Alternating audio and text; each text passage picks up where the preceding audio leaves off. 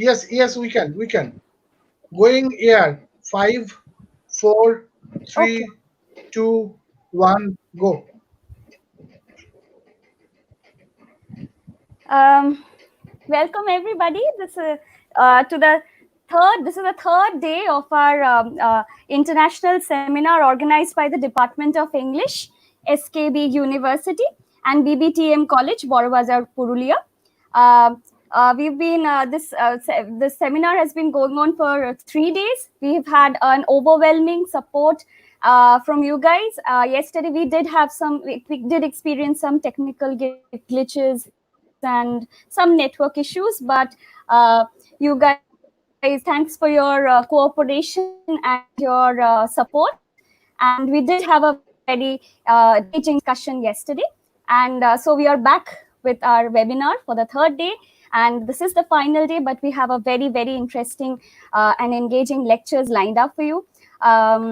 So I'll just wrap it up and hand it over to Nivedita ma'am, who will introduce you to the first lecture of the speaker of the first lecture of the day. Nivedita ma'am, over to you. Thank you, Shudobi. It gives me great pleasure to be able to introduce today's first speaker, who is an academic of great renown and a personal friend. Dr. Julie Banerjee Mehta is an author and an academic with master's and PhD degrees in English from the University of Toronto. She conceptualized and taught the Canadian Senator and Chancellor Emerita Vivian Poi endowed course, Asian Cultures and Literatures in Canada, and other courses on Asian Canadian cultural history and postcolonial literature at the University of Toronto's Canadian Studies program and Department of English for over a decade. A scholar of postcolonial literature, she currently works on representations of Asian Canadian identity and ellipses and lapses in Canada's vexed history of immigration, including the Japanese internment, the Chinese head tax, and the discrimination of Sikhs during the Komagata Maru incident. She has published on how food and language are employed by Asian diasporic writers to signpost identity, preserve memory, and enable resistance in their adopted homelands. Dr. Mehta is a widely published author and poet. Her translation of Tagore's play Post Office was performed in Toronto, Canada by Plaidas Theatre in 2010 as part of the Indo-Canadian celebrations to mark Nobel laureate Rabindranath Tagore's 150th anniversary and to celebrate the Year of India in Canada. In 2011, Dr. Mehta was awarded the title of one of the 16 most influential South Asians in Canada. Her book, Dance of Life, Mythology, History and Politics of Cambodian Culture is a cultural study about how diasporic efforts by displaced Cambodian people preserved Cambodia's culture when it had been silenced during the genocide in the 70s. She is also co-author of the best-selling biography of Cambodian Prime Minister Strongman, launched in its second edition worldwide in July 2013 with historian Dr. Harish Mehta. She is currently in Calcutta, India, researching for a new book and teaching postgraduate English at Loreto College. She has just completed her first novel. Thank you, Judy, for being here and a warm welcome. Thank you so much, Nivedita. A little overwhelmed by that introduction. Thank you so much. Let me also say that this is a huge privilege that I can share my lived experience in the classroom and in the academy, as well as with authors who are of Asian Canadian origin. Before I get to the heart of the matter, I would like to say a special word of thanks to SKB University, to BBTM College, Purulia. It's a significant initiative that you've taken in this webinar, and Professor Nivedita Mukherjee, who initially invited me, Professors Aparijita Hazra, Professor Kormukar, Professor Jyoti Sarkar Mondol, who is my right hand today with a PowerPoint, without whom I could not move an inch. And I would also like to thank all of the people who have tuned into this program from all over geographical spaces, because I think the topic about post-coloniality still vexes most of us who are in the academy. It doesn't matter in which discipline, because it is so front and center, especially with what's happening in the United States today. The issues about race, the issues about identity, belonging, cannot be written off, I think, for a long time. In the global context and in the local context, this is what appears to be the most important phenomenon, because we are still in a state of decolonizing the mind. Before we get on to the Canadian side of things, with a PowerPoint presentation which I have for you, I would like to talk a little bit about the global context of the issues of negotiating, which is the key word after post-coloniality. And with that thought in mind, I'd like to remember Derek Walcott, that prodigiously talented Santa Lucian Nobel laureate for poetry, who spoke for the entire decolonizing planet when he posited that, and I quote, "Despite your empire's wrong, I first made my communion there with the English language." End quotes.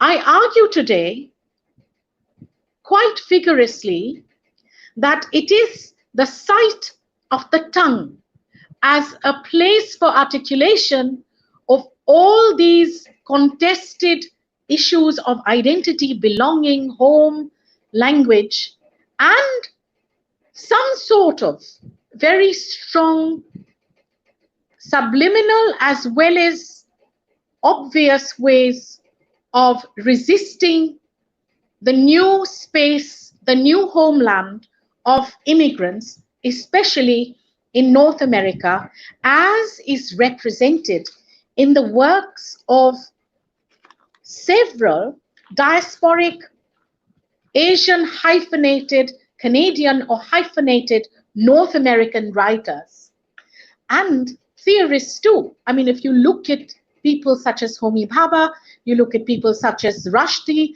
you look at anybody from Jhumpa Lahiri to Geeta Mehta to Amitav Ghosh, they're all out of country. They live somewhere else. So they are actually straddling two worlds here. The world where they were born and the world which they have adopted, either in the academy or just as citizens or residents of North America. In my paper for you today, I argue that crucial for our purposes is to identify that the Indian, Sri Lankan, Chinese, Japanese producers of the English texts, which are under purview today from India or elsewhere, were and are all polyglots, or at least bilingual artists who have owed allegiance to two tongues or sometimes even more. Forked as this might appear, currently, as Asian Canadian writers in English who speak English and either Punjabi or Bengali or Tamil, Mandarin, Cantonese, Japanese, Sinhalese, all these post-colonial frontline producers are actually living in that in-between space. So they are this and they are that. And as Bhava points out, and so many others such as Rushdie as well, it's good to be in that translated space because it gives you an access to two worlds. So instead of looking at it as a challenge, it becomes an opportunity for writers in the new places, in the diaspora, to come and speak about where they are empowered and where they are challenged. India is a place where worlds collide constantly. Satellites are launched in space and bullock carts trundle on in village tracks simultaneously. This is India. Writing in English is a celebration and a translation to critique these complexities that undergird a mighty civilization. Geeta Mehta spoke those words to me in an interview some years ago and mentioned that as her diasporic condition, it is symptomatic of all Asian writers, either in English or writers from across decolonizing nations, that they actually straddle many worlds. Vikram Seth speaks Mandarin and Hindi as well as English. Amitav Ghosh speaks Arabic, French, Bengali, Hindi, a smattering of other languages as well as English. Amit Chaudhary speaks Bengali, Hindi, English, and other languages.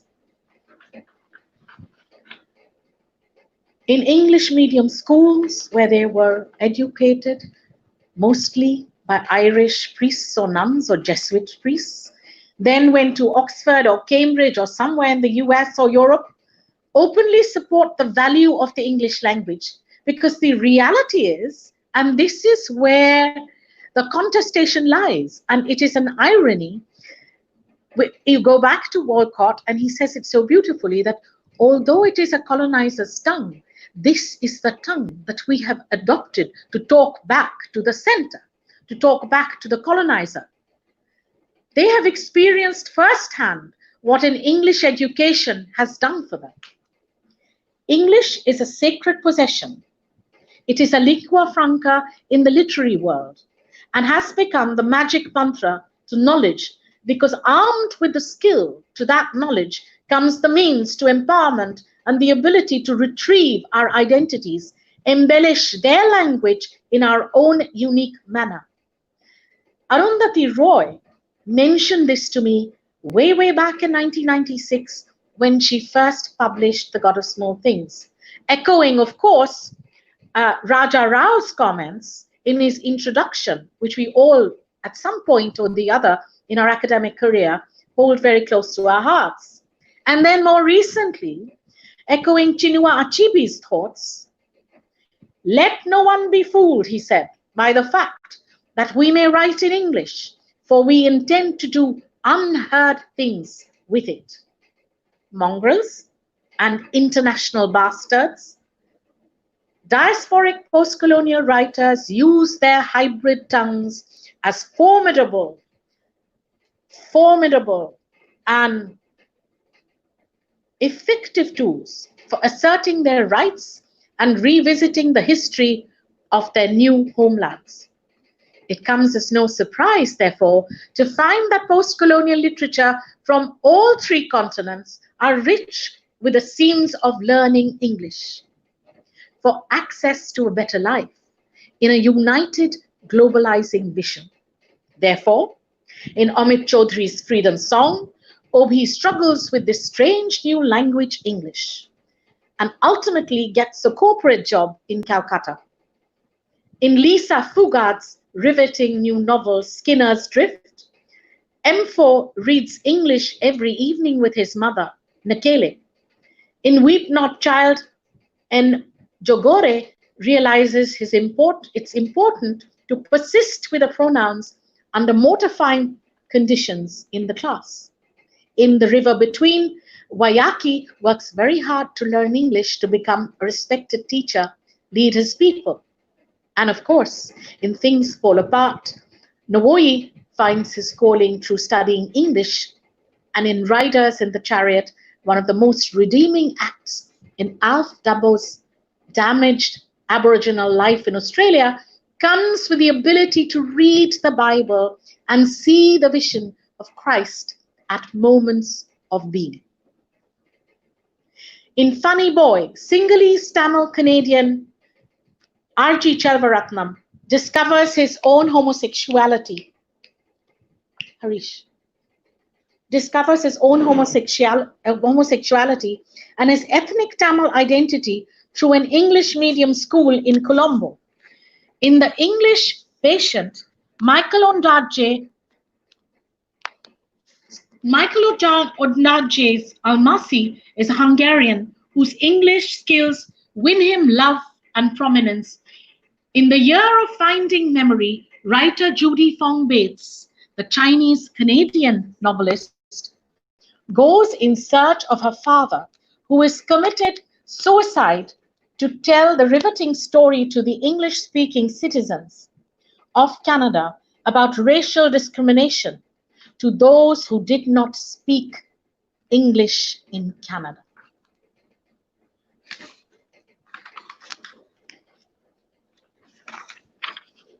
The negotiations to reclaim the new self, decolonized and newly created, comes like one united cry of solidarity across different races, over continents, over spaces.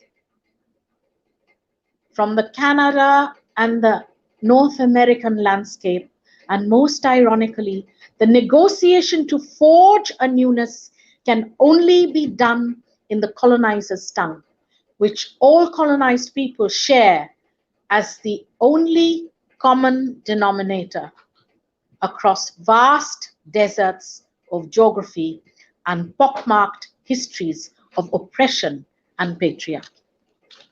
So with that background on a global level, I'd like to concentrate on the Canadian landscape of literary scholarship in the works of three writers mainly today. One is Anita Rao Badami, who resurrects, revisions, and rewrites the history of the Sikhs and the way they were treated and brutally tortured with the incident of the Komagata Maru.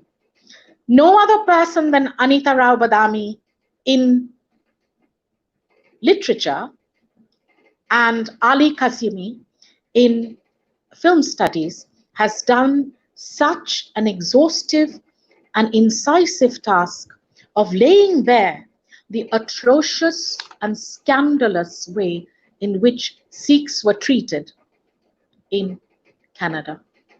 Can you hear me? Can you hear me? Yes, Judy, we can hear you.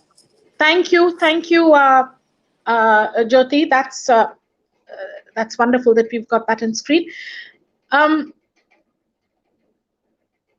second writer in our purview today is Judy Fong Bates, who is a Chinese-Canadian author of repute. She was longlisted for the several prizes. She's Governor General's Prize, and etc., etc. But what is important is that at the age of 16 or 17, she saw her father hanging from the ceiling. And the way that she goes about researching her own domestic history in Canada with her father, who committed suicide, in a note he says, because of the second-class citizenship that he felt he was thrown at by the Canadian authorities, made Judy Fong Bates a second generation Canadian Chinese, go all the way, retracing her father's steps to China to find out what kind of a life he had before and after he came to Canada, the treatment that was meted out to him. The third author we have today is Joy Kagawa. Joy Kagawa's book, Obasan, is mandatory reading for any course on Canadian literature all across the world. And I know the director who really did a lot for Canadian Studies Center here at Jadavpur University in Complet is Sucharita, Dr. Sucharita Chattopadhyay. And she brought in all these texts. So it was a pleasure that while I've been here for the last 7 years, she gave me the opportunity to actually invite some of these authors and do a conversation. So Kolkata had a taste of what Canadian Asian literary stalwarts were doing. I would like to move on now to the second slide, if I may.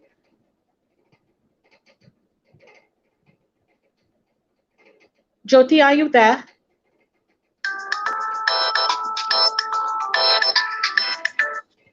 Yes, yes, Nivedita.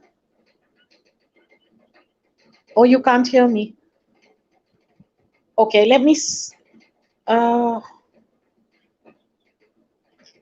Sure. Or let me see if I. Okay, let me just see what I can do. They can't hear me.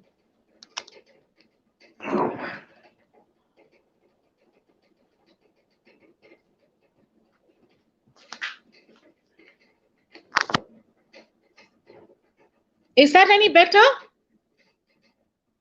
No? No?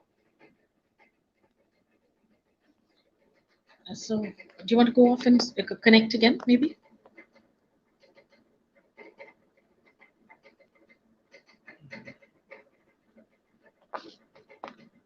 Where is the sound? Wait, Yeah. audio, wait. Now say something. Now, can you hear me? No? Okay, get off and come back again.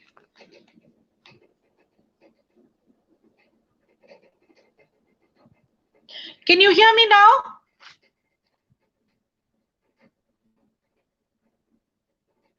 Can you hear me now? No. Get back into the video. Nivedita, can you hear me now? No. Open the video. Open. Can you hear me now?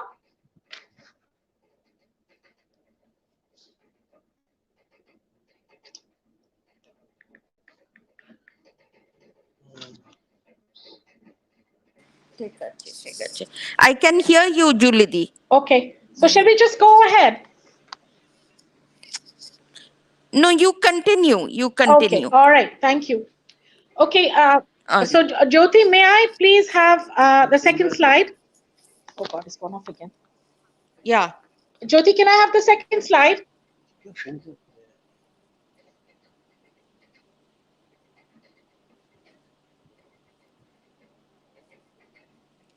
Hi there. Yeah, I'm trying to call. Okay, thank you. এই রে স্লাইডটা change করা যাচ্ছে না তাহলে কি হবে Okay, never mind. I will give you. Yeah. Kindly I will give continue. you an off-the-cuff lecture. Yeah, I should know this subject. I should know this subject well. All right. So the book I'm talking about is first the way this initiative was started was by Senator Vivian Poi, who is the chancellor, who was the chancellor and a senator, one of the first Asian senators in Canada, and she asked if I would start to conceptualize and teach a course on Asian cultures and literatures in Canada, the first of its kind in Canada, in the Canadian Academy at University of Toronto, when she was the chancellor. That was a huge privilege, and I just want to say that all my research has come through from 2007 when I began to teach the course on what novels, poetry, and literature, and film and dance was coming out of Asian Canadian communities in Canada. And lo and behold, what I found was that people such as Anita Rao Badami, in her novel, Can You Hear the Nightbird Call, were going back to the origins of the communities who came as immigrants from India to build Canada. And in her assessment, the Senator, Chancellor Vivian Poi, endowed this entire course. So I had a free hand in actually examining and interrogating what were the common links between these writers and my students and young scholars in the English department and the Canadian Studies Center. So what I'm going to share with you is quite unique because it actually builds that bridge between the writer who is writing about the experiences which are lived experiences by the students who are in the classroom. So I had absolutely stellar students. University of Toronto has a very strong acceptance rate. So its standards are rather high.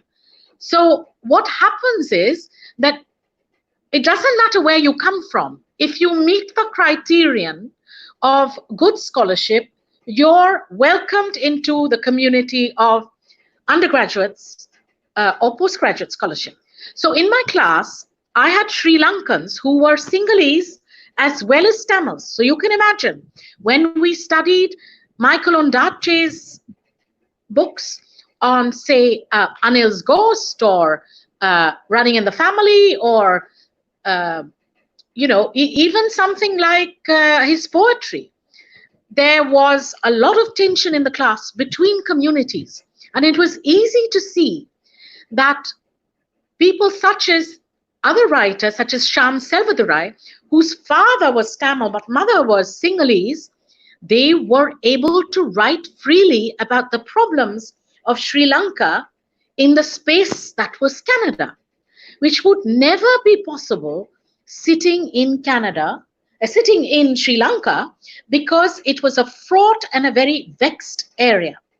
So this homeland, which was Canada, gave the writers a space to truthfully examine the issues of identity, homeland, belonging. Remember some of them, such as Shyam Selvadurai with his iconic novel, really, Funny Boy, and he's a gay writer. So when he came to the class, you had similar experience vending students who were Sri Lankan refugees to Canada. So they could have a conversation going with an author who was writing about their stories, which were common to the writer and the student. In the case of Anita Rao Badami, there were Sikh students who didn't flinch when they heard about the Komagata Maru, the incident where this ship was brought, breaking all the rules of continuous journey that was set up by the Canadian administration, who kept the ship there for over 2 months, where the Sikhs from India made that long journey but were treated like animals. They were huddled together, they were not given enough food or water or facilities, and they had to go back to India. And many of us know that in Boj there is a shrine to them. They came back and they were killed, they were shot by the British authorities in India. So Ali Kazimi has done a film. When we study texts such as literary texts, novels such as the one by Anita Rao Badami, we also couple it in the Canadian Academy in this course with multi-genres. So we understand the issues that were suffered by Indians, by Chinese, by Japanese, all the people who helped build Canada, but who were most certainly discriminated against.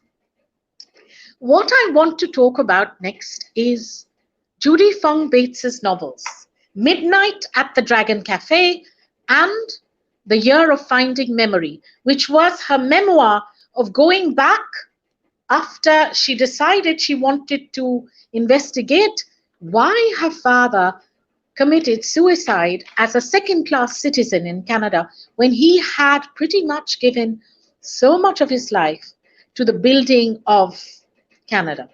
You know, the Chinese are the ones who actually built the Canadian Pacific Railroad. But there was such a strong discrimination against them of a $500 head tax if they wanted to bring any member of their family. They had to pay $500 per person. This was impossible. This was an impossibility for them. They just about earned $500 in a year. So basically what the Canadian government was doing was installing gates through which no family member of a male Chinese man from mainland China could enter. So it was inhuman. They were never allowed to have their families here. Month after month and year after year, they were expected to live the life of a bachelor, hand to mouth, and with minimum wages while they built the Canadian railways. Thanks, Jyoti. That is what Salman Rushdie has said about those of us who are unable to be in the land of their birth. The expatriates have a very deep sense of loss, but this loss is often turned into gain. And Rushdie maintains and speaks about how this is an empowering element by writers and cultural producers such as Anita Rao Badami, who went from India, such as Shyam Selvadurai, who wrote award-winning book called Funny Boy, or Judy Fong Bates, who went as a second-generation Chinese and wrote The Year of Finding Memory and her first book, the second book, Midnight at the Dragon Cafe, to great applause. Now, Rushdie also is of the opinion that nothing is really lost in translation. In fact, because of the whole idea of being able to build that bridge or speak in that forked tongue, which I spoke about earlier in my talk, he maintains that it is important to celebrate the veracity which is possible, the truthfulness which is possible by these writers in a space which is democratic and which allows them to prosper and grow and share their experiences as they do in my class at the University of Toronto. Incidentally, there's a small incident I'd like to share. Jyoti, can we go back to the slide before this one, please? Where I brought samosas to class one day, and one of the white students, Anglo-Canadian students, smelled the chutney and said, "Oh my God, that tastes like urine." And that sort of started me off. I think a few slides, yes, thank you. So that's Vivian Poi, who endowed this course one of a kind, and we thank her for that, because it was only through this course that I learned so much about second and third generation problems in the diaspora, and also managed to give the writers from the Asian diaspora in Canada a platform to have a conversation with the younger generation of diasporic students and scholars who would become the third generation. So when I heard this white Canadian student say that smells like urine, I thought, hey, you know, there is not even tolerance, leave alone acceptance.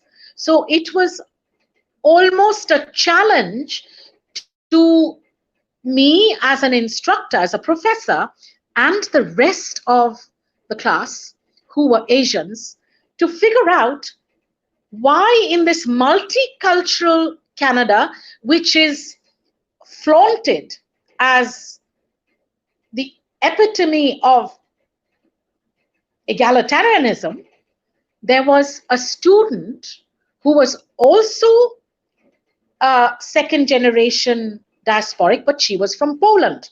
But she had never, ever tasted chutney. And so the ingredients which were in the chutney made her feel this is unfamiliar food. So it is really a way to familiarize the non-Asian and let them have an exchange and a conversation with others from the Asian diaspora in Canada, all citizens of Canada, and understand what multiculturalism means on the ground. Okay, thank you, Jyoti. I think we can move on to the next slide. So what we will see next are the authors such as Pico Iyer in this slide who come to visit the class. And Pico, as you know, is a Time magazine essayist. He wrote the book Global Soul. He is applauded in Canada as a global Canadian, as an honorary ambassador of Canada, because he looks Asian, he looks Indian. His father is Tamil, Iyer. Mother is a Gujarati. He studied English in Oxford, went to America, and then became a huge name. He's got about 7 books to his credit. Global Soul is his best known book. So he is the kind of person who comes to class and meets these students to talk about multicultural in Canada, etc. Next slide, please.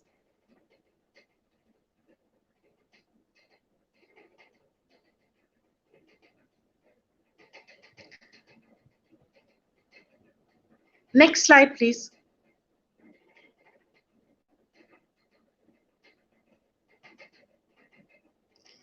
This is Judy Fung Bates, guys. She's the one in the middle. She is really the Canadian cultural icon of all that is to be emulated if you are an immigrant, and to find your voice and use your tongue to talk back to the center. So Judy Fung Bates is an example that is followed, for instance, by people such as Fong Suen, who is from Calcutta. She's a Hakka Chinese writer. Then Kwai Yun Lee, who's very popular, also Hakka Chinese.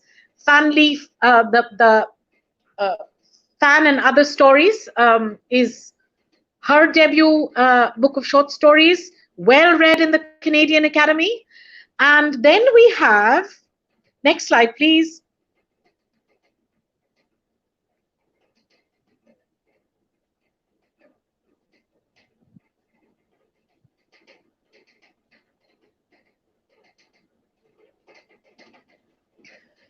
Then we have the iconic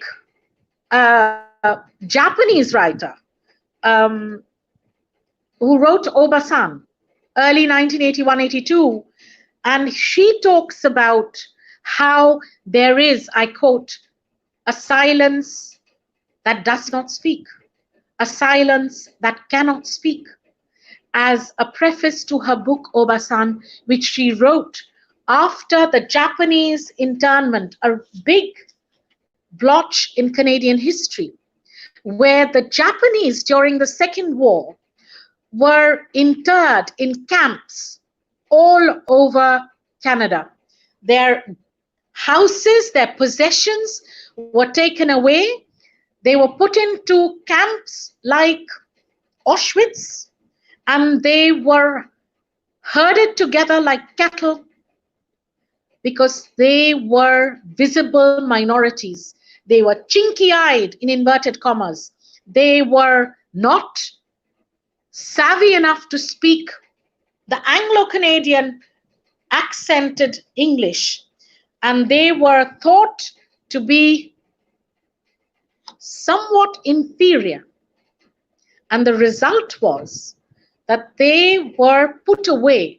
And the book Obasan talks about this terrible shame, the horror of being a Canadian Japanese, because they had given their entire loyalty to the Canadian government, to Canada, had tried their best to acculturate to Canadian norms, Canadian laws, and they were well known as shipbuilders, as people in manufacturing.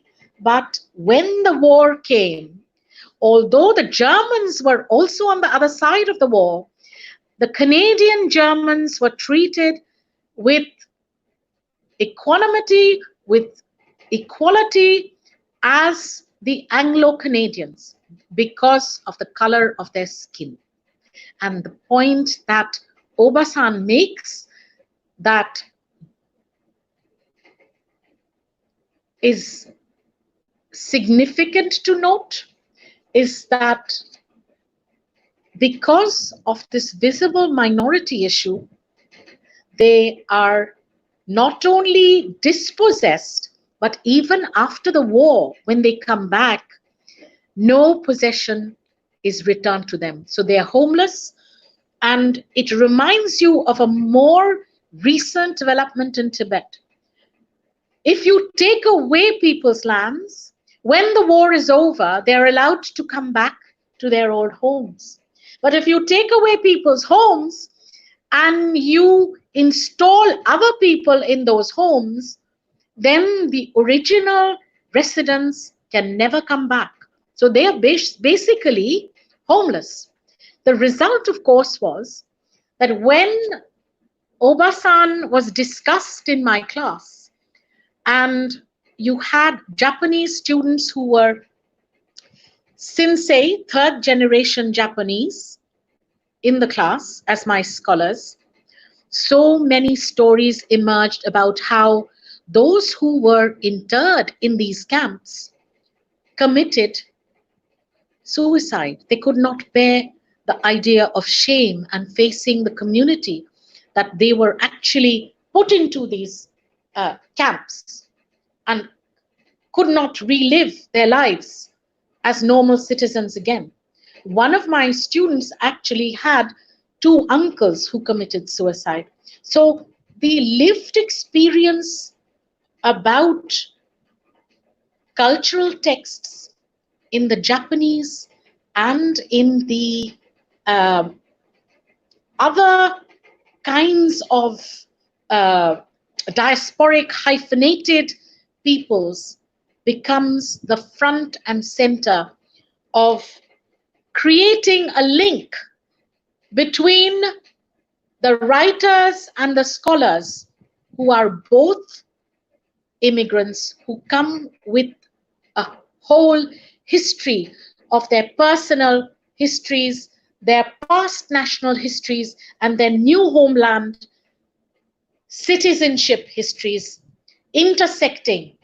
And this is what becomes very interesting, because it allows the new generation of hyphenated diasporic Asian Canadians to tell their own stories as they study the stories of the older generation.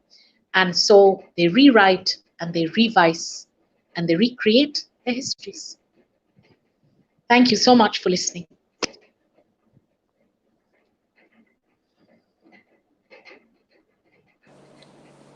Well, Julie, thank you very much. It was really great, as it is usually is.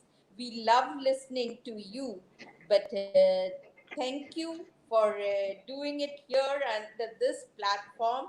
We are really grateful to you.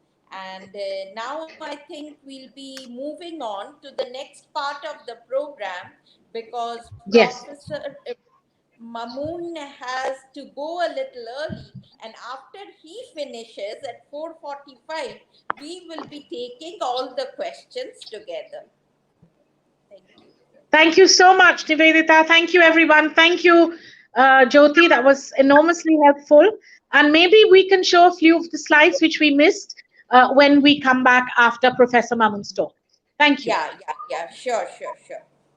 Well, it is a great pleasure to be able to introduce Professor Abdullah Al Mamun, who is a professor of English in the Department of English, Rajshahi University, Bangladesh, and he is presently the chairperson of the department.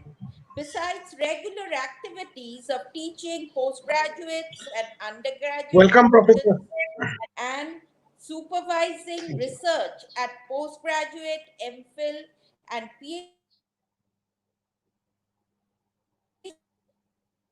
responsibilities as the chairperson includes curriculum development, student counseling, and office management.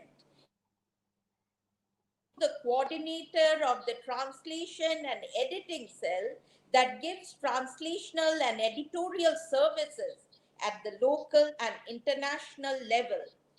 He has translated, Professor Mahmoon has special interest in translation studies, literary and cultural theory, critical pedagogy, and poetry, with a special focus on romantic poetry. He has taken translation theory and practice seriously and is now engaged in doing translation from English to Bengali and vice versa.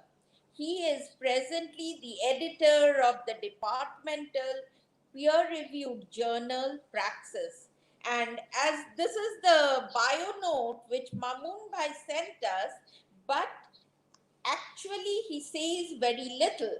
He has a much wider campus than this, and I met him as a Susie Fellow at Seattle University, and that is where I came to know about his immense work in the field of translation.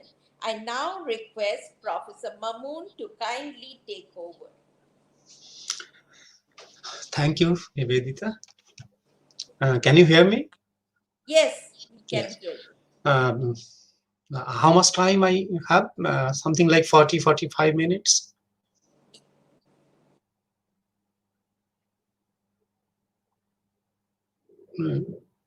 Okay. Up to 5. Up to 5.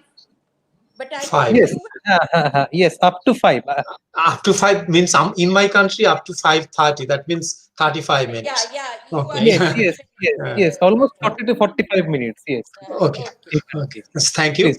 And I should actually start with a note of thanks to the university authorities, including the Vice Chancellor, and of course the department.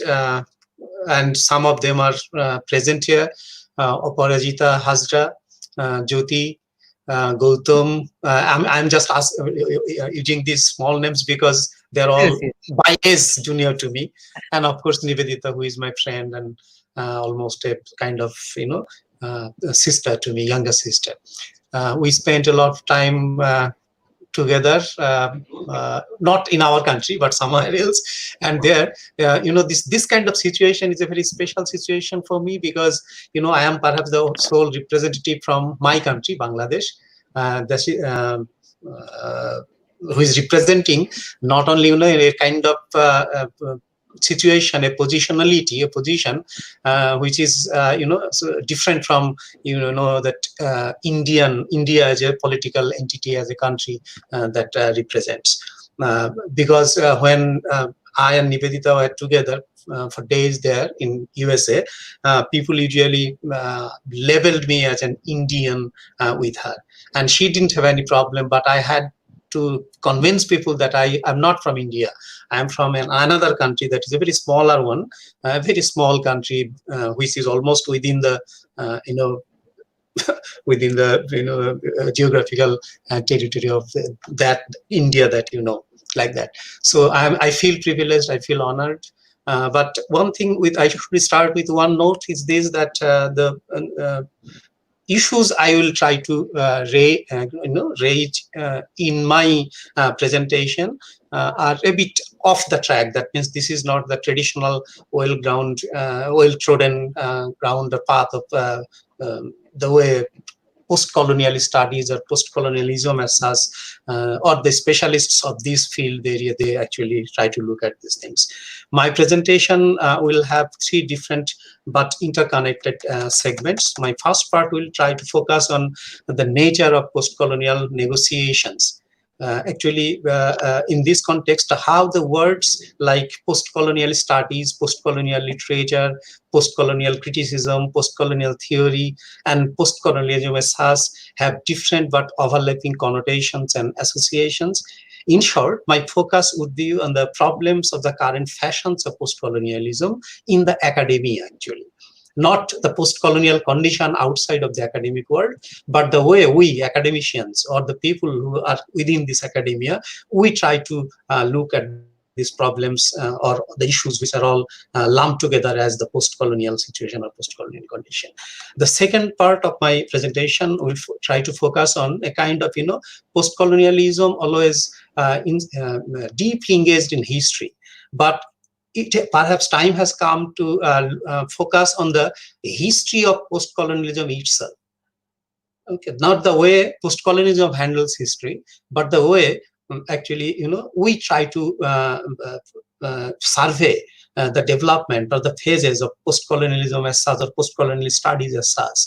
And the third part will be, it's a kind of departure from the traditional post-colonial studies, is that how Tagore's idea of self, nation, and Samaj.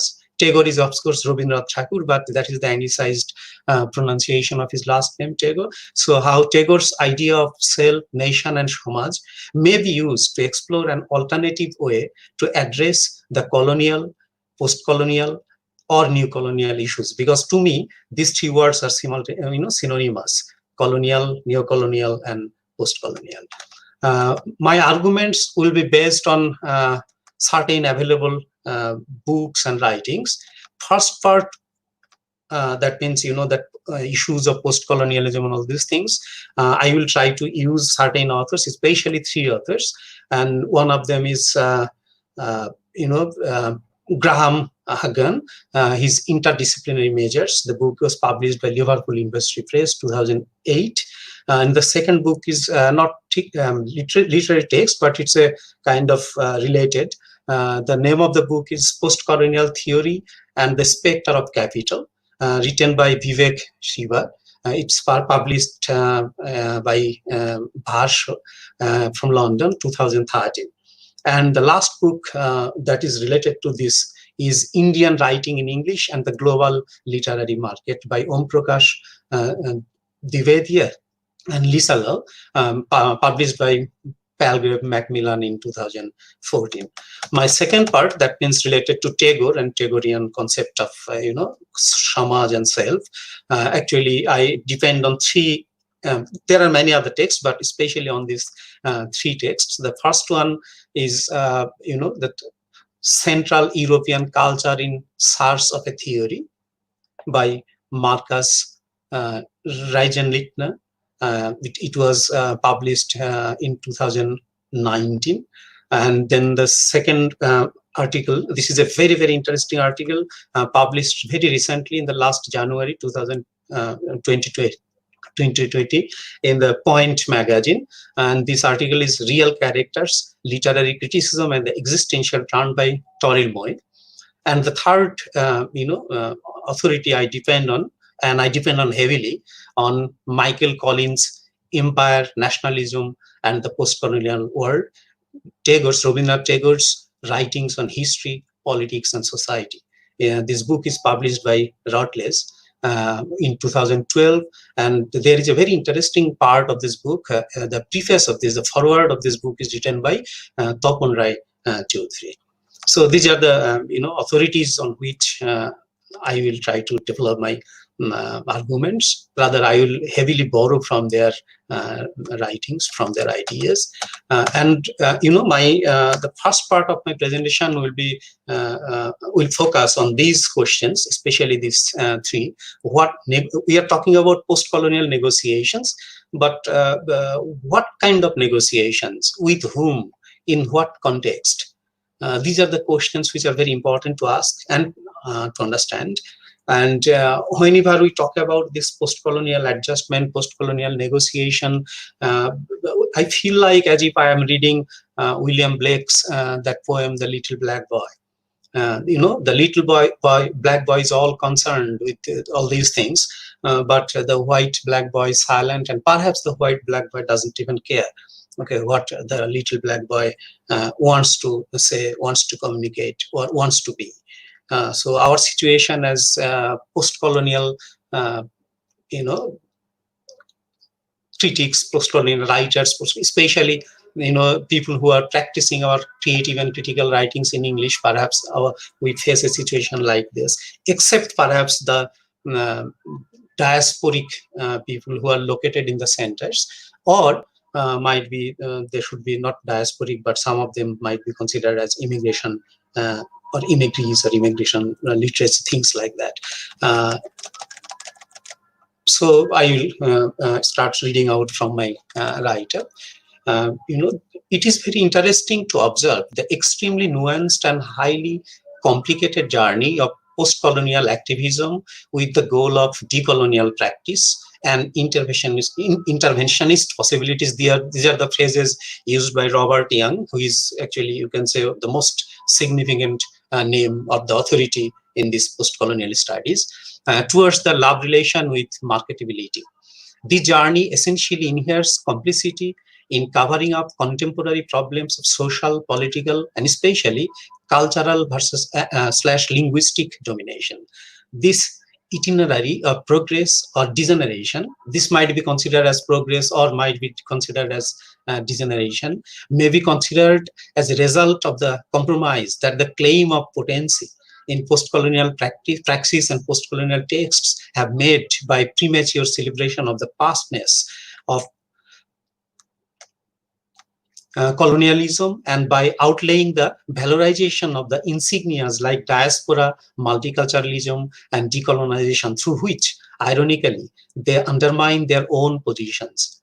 For they fail to see that post-colonialism is the condition of possibility of post-colonialism, which can be articulated as a neo-Gramscian counter-discourse in the age of hegemonic imperialism. That means to understand this, we have to understand the history of post-colonialism, because the first generation post-colonialists, or the first phase of post-colonialism, was developed in Europe by the European scholars as a part of Oriental, you can say, enterprise. So post-colonialism, as it was conceived by the first generation scholars, was more or less a part of Orientalism, Orientalist practice. That means, in a way, this is very, very interesting and ironical to a certain extent. And later on, perhaps the way we understand post-colonialism or post-colonial studies as such is actually developed by the second generation post-colonialists. And one of the central figures, or one of the central books rather of this phase, second phase, can be considered is by Bill Ashcroft and all these people, that Empire Writes Back or things like that. And of course, these second generation post-colonialists, they use certain authorities like Homi Bhabha, like Edward Said, of course, Gayatri Spivak, and of course, before them, Frans Fanon and the authorities like that. And these authorities, the post-colonial masters, the post-colonialists, the post-colonial authorities, they heavily depend on certain European elitist theorists, okay, like Roland Barthes, like Foucault, Derrida, and of course Gramsci. So this is the second phase development of post-colonialism, and whatever might be this first phase or the second phase development, the ultimate problem with this is that, as Marcuse writes, that the most effective and enduring form of warfare against liberation is the implanting of material and intellectual needs that perpetuate obsolete forms of the struggle for existence. I am rereading this because this is perhaps very, very important. The most effective and enduring form of warfare against liberation is the implanting of material and intellectual needs that perpetuate obsolete forms of the struggle of existence. So to me, I consider the way we practice post-colonialism or post-colonial studies or post-colonial criticism and theory, especially the second phase post-colonialism is post-colonial theory, not criticism, because these are the theorists, is actually obsolete. And this is the obstacle to our way to struggle to freedom, to liberty, in a way. And one of the central problems is the use of this language I am now using. It's a classic case that the names I was going through, most of these names are Bengali names. Most of the presenters are Bengali presenters. We know the language we can communicate, but we are communicating through a language that that's not ours in a way. So this is very important. And post-colonial theory was, I have already mentioned this, that was born out of a very specific moment. And one thing that we usually tend to forget when we actually talk about post-colonialism, post-colonial studies, is that post-colonialism itself was born out of a particular historical context. And if we actually take this concept out of that context, and you actually take this as kind of universal rubric, universal theory to test and contest certain other things, then it becomes, rather, instead of becoming a very, very, radical tool, it becomes a tool that rather hinders, that rather creates problems.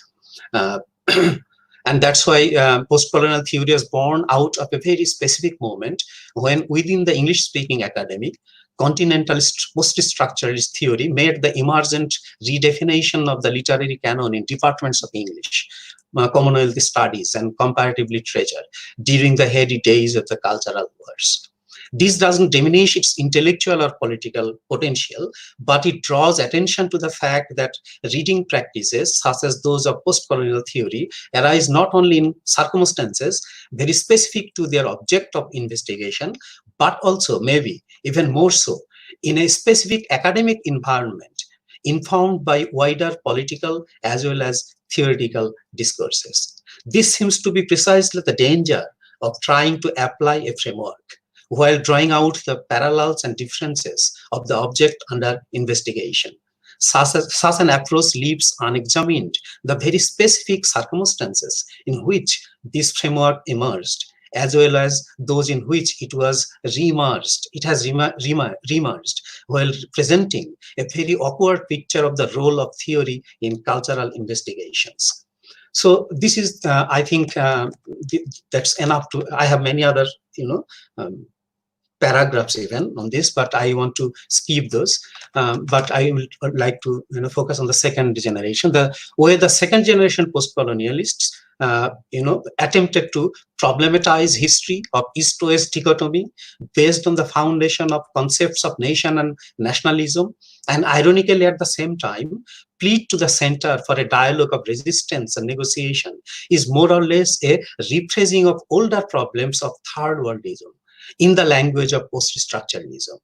And because of this self-negating foundational positioning, they very quickly fell back on the well-known binaries of structuralism and modernist platitudes. This obsession with the old binaries and the resultant anxiety of being and being free from a cultural or linguistic progeny or legacy of the empire, we deliberately avoided examining the relationship between post-colonialism and global capitalism. And this avoidance has resulted into academic marketability into two diverse ways. Firstly, to use the statement made in the introduction of The Empire Writes Back, it caused those from the periphery to, immerse themselves in the more, and to shy away from at the same time the imported culture, denying and reasserting at the same time their origins in an attempt to become and not to become more English than the English. But actually, The Empire Writes Back talks about these things when actually the authors attempt to comment on writers like T.S. Eliot and people like them. But instead of such writers as Henry James and T.S. Eliot, we can here find God's plenty, the endless spawning of writings in English. And in the meantime, we have lost tracks of the differences or distinction between post-colonial literature, diaspora literature, immigration literature, Anglophile literature, and of course, tourism literature. In the name of post-colonial literature, in the name of post-colonial studies, what we come up with might be 80% of them should be labeled as tourism literature, not post-colonial at all. And most importantly, we have developed this habit of the mind to equate post-colonial literature with English and put more or less all writings in all other languages from the so-called British post-colonies under eternal erasure. So this is one problem. And the second one, the way out we have tried to find is to avoid the cultural domination to be ensured by the imposition of the study of English literature. We have got trapped in the propaganda of teaching or learning English without culture or cultural hegemony, and champion, knowingly or unknowingly, the business of selling English under so many different programs, in so many different packages. Being totally immersed in the process and completely bewildered, we become almost oblivious of the existence of so many other languages and accept English as the lost key of paradise for the global south or whatever. This lost key of paradise may reopen the past for of Father Heber. And we know that famous story of Father Heber when he actually landed for the first time on Indian soil. When he was actually from his steamer, he took a boat and he was coming to the shore. Naked black Indian boys surrounded him, and they were shouting, asking for something. And he couldn't understand. He actually asked his interpreter, and the interpreter told him that these naked Indian black boys, it's southern India, so so black boys were asking for books. And Father Heber, what he did, that's a famous story that at the time he was reading Plato's Republic. That is, whether that story is made up or real, I don't know. No one can be sure of that. But this is very symbolic that he actually tore that Republic into segments, and he distributed the pages among those naked children. And they were very happy having some few pages of the Republic in their hands written in English. Actually, they didn't even know that that was a translation. That means a book that was translated into English, a translation into English. So Father Heber and then William James and of course Macaulay and his ghosts, and reconnect the World Bank slogan. And what we are doing actually, that is, if you visit the website of the World Bank, the slogan is there, and the slogan is that to end extreme poverty and promote shared prosperity in a sustainable way. This is the World Bank slogan is given there, and this is more or less what we are trying to do. But won't lead us to the way of salvation. But this ultimately doesn't lead us to the way of salvation. Salvation, of course, within single quotation mark, and to the messianic moment of redemption. Now, we have reached such a state of things, perhaps because of our incapacity to respond to the past of the proper post-colonial manner. And this incapacity necessitates the entire misidentification, in a way, as Agamben delineates in his Homo Sacer, the community that comes. That means proper assessment of the present.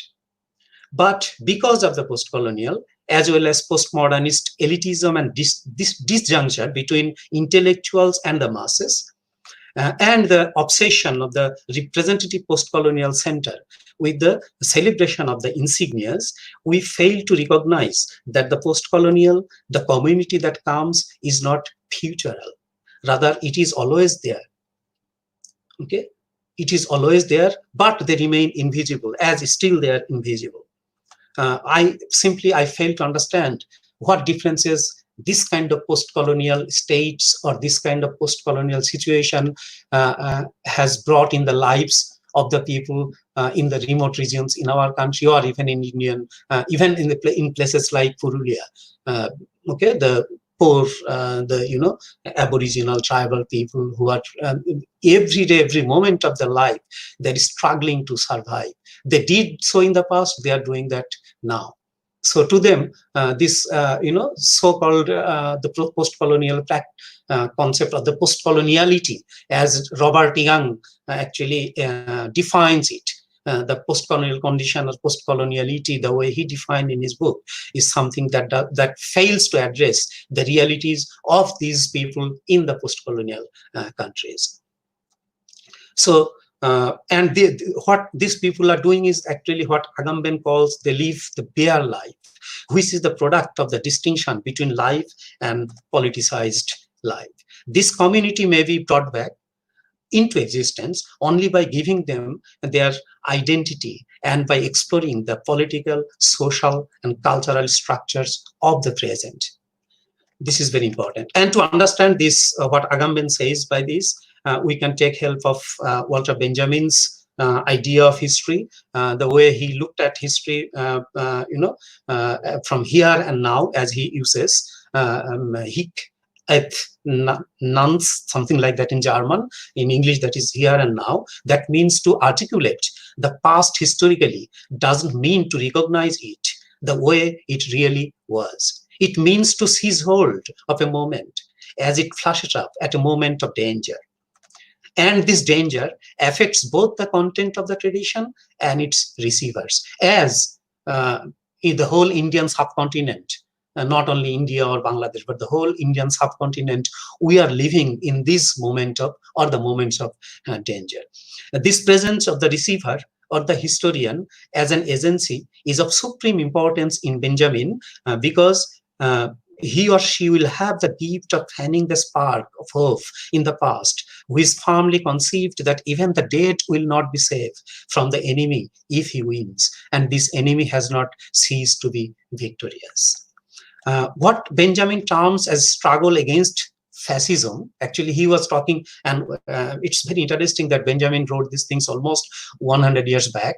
Okay, what he was talking about fascism before, just at the time the Hitler was, or the Nazism was rising in Germany. Okay, fascism may be also used to interpret colonialism, neocolonialism, or post-colonialism and post-colonial condition as such.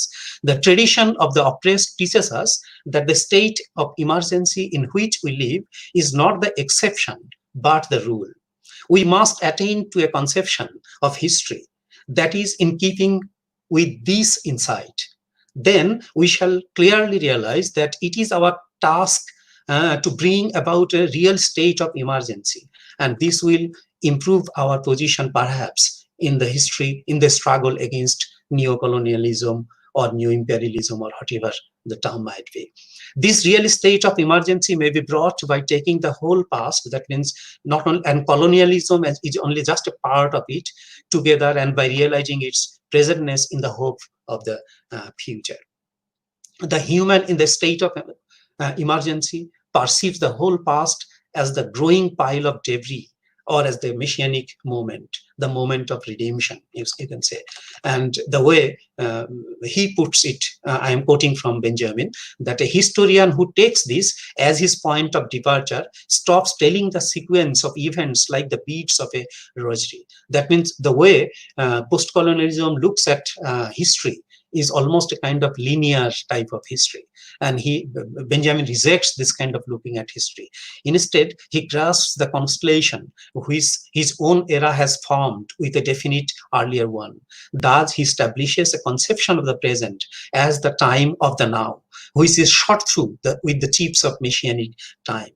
The way Benjamin envisions the past or history is perhaps the approach to get rid of the binaries of East-West, past-present, colonial, post-colonial, or North-South. These are the binaries we are very happy to deal with. And without getting rid of them, we cannot go beyond the paradigm set by the colonial apparatus, and will continue dancing with the tune set by our masters in the name of postcolonialism.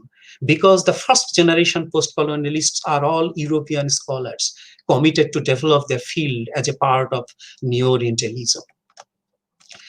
Now, keeping these ideas presented by Walter Benjamin and Agamben, and if we actually come to Tagore, then it becomes helpful for us to understand what Tagore actually talked about these things, the way he actually attempted or tried to address these problems.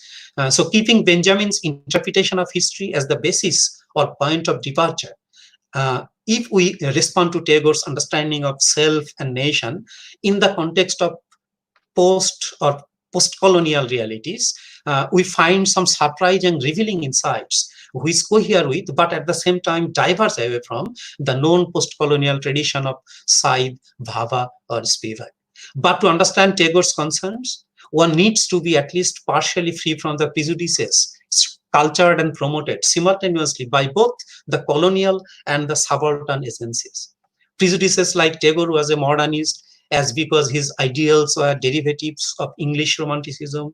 He was a liberal humanist who made a mixture of liberal humanism with Indian spiritualism. He was a poet who attempted to attain a kind of guruhood, etc., etc. Once we scholars, especially in Western global northern centers, move beyond recalling Tagore as a third world nationalist or the mystic poet of Gitanjali who won the Nobel Prize, or was briefly feted by W.B. Yeats and then renounced his knighthood in protest at Amritsar, they get the space to think of Tagore as a visionary with historical imagination. And this is my main contention, the main point, main argument, that Tagore with historical imagination, a visionary who remorselessly examined the traditions that shaped and conditioned him, and who at the same time stands outside the bounds of European modernity, rationalist and romanticist both. Tagore got involved in Swadeshi movement, and very quickly he became aware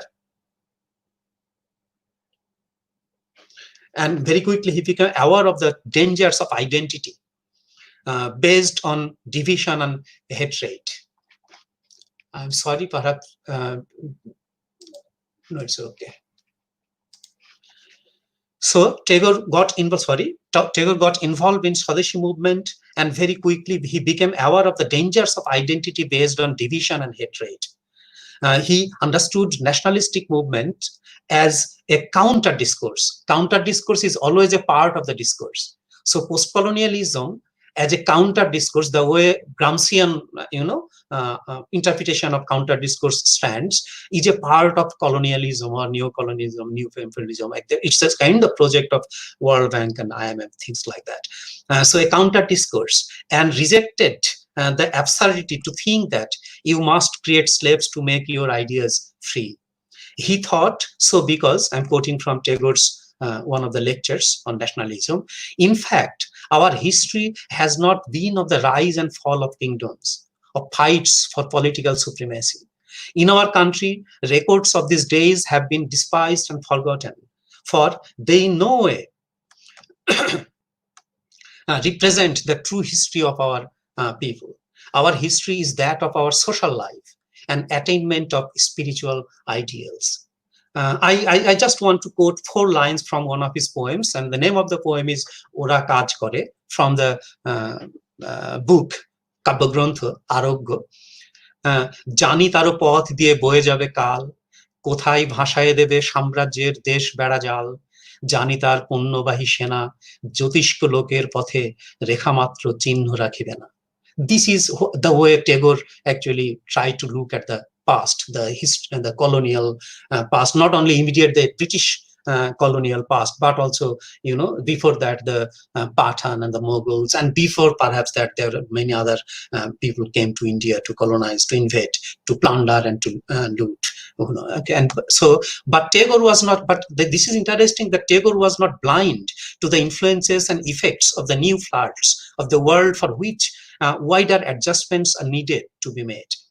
Okay, commenting on this aspect of Tagore's concern, Michael Collins observes, the issue is that the post-colonial projection of a one-dimensional, historically flattened modernity, Europe or West, encourages the post-colonial gaze to see imperialism writ large only as a set of rigid divisions and binaries that make the internal divisions within East and West, the various structures of thoughts, networks, and interactions that did, in fact, occur less visible.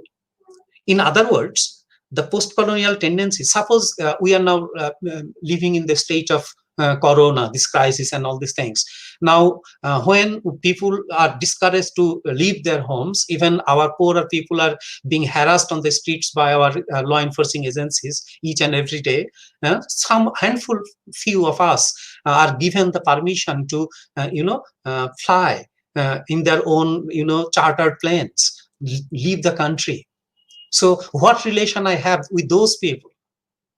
So if we, the danger of considering, or thinking of the power structures in terms of nation, that means that person and me and the rickshaw pullers or the daily workers, we all belong to the same nation. There lies a danger, and it ignores the internal colonization. It ignores the internal system, mechanisms of exploitation. That's what he's talking about. So in other words, the post-colonial tendency towards provincializing Europe, Dipesh Chakraborty, it's very famous, by essentializing Europe, forecloses our appreciation of the way in which historical actors sought to break down the division between West and East, reason and culture, modernity and tradition. Even we can connect Tagore's concern with what, this is very interesting, because I am now going to just read from a few sentences from Toril Moy's essay that was published recently, January 2020. Even we can connect Tagore's concerns with what Toril Moy very lately says as the new trend of literature, which might go beyond the so-called post-colonial standard. I'm quoting from her: since the beginning of the new millennium, modernism and postmodernism have run out of vitality. I now find myself fascinated by the emergence of a new kind of writing that emphasizes character in what traditional critics would surely consider to be utterly old-fashioned, realist ways. But in my view, such critics would be wrong. These new writers are not at all engaged in a nostalgic return to past literary forms. Rather, their projects arise from a deep disgust of the fakeness of so much of our culture, and from an intense longing for truth, reality, and authenticity. The surprising aspect of this view is it makes us, in a way, go 100 years back to Tagore and people like him, who refuse to give up truth, reality, and authenticity for anything, and stubbornly held on the presence of the subject, of the living eye, even if it may be a constructed one. And that's why Toril Moy continues, it's rather that they want to convey, in spite of all this, what it feels like to exist as a particular subject in a particular time and place. This, they convey, is an experience that cannot be theorized away. The subject may well be a construction, but there is still something. It is like to be me and you. So the celebration of hybridity, the celebration of especially North American celebration of hybridity, multiculturalism, and diaspora and things like that. It doesn't mean that those things don't exist, but diaspora, multiculturalism, and hybridity, or the word the mongrel, these are all there. Just I want to share very quickly. How much time can I have? 10 minutes more? My authority, anyone? Jyotida or Nivedita? 10 minutes more? Yeah, sir, you can conclude now. Oh. 5 minutes. Okay. Okay, then I avoid that, giving that. It was a very interesting, that in 2003, at that time I was very young. Now I'm an old man almost. So I was traveling in India, and on the train I met one police shepherd, okay, constable, and he started talking to me. And time came when he actually told me that he was from for his forefather, his father actually during 1947, they actually migrated from Faridpur to West Bengal. And when I was about to get down from the train, he told me one very important, a police constable, not even very educated person, that sir, I will never go back to Bangladesh. India is my country, but I will never forget that Bangladesh is my country. India is not a place, it's a borrowed country. That means it's given to me. I'm forced to live here. But I will never stop hating people who actually forced us to leave our own place. So what about this police constable? Does he live in his own country? Does he belong to diaspora? Does he belong to the post-colonial condition or whatever? So when we actually play with this kind of binary east to west and celebration of those metropolitan centers, then we actually fail to address the problems of these people here and now. And this is my point. Yes. Sir, I just want to say that you can continue for around 15 more minutes. Okay. Oh, sorry. Okay. Thank you. But you asked me to conclude, and that's why I'm concluding. No. Okay. That's why everyone okay. Thank you. Very interesting. Okay. Thank you. We have requests.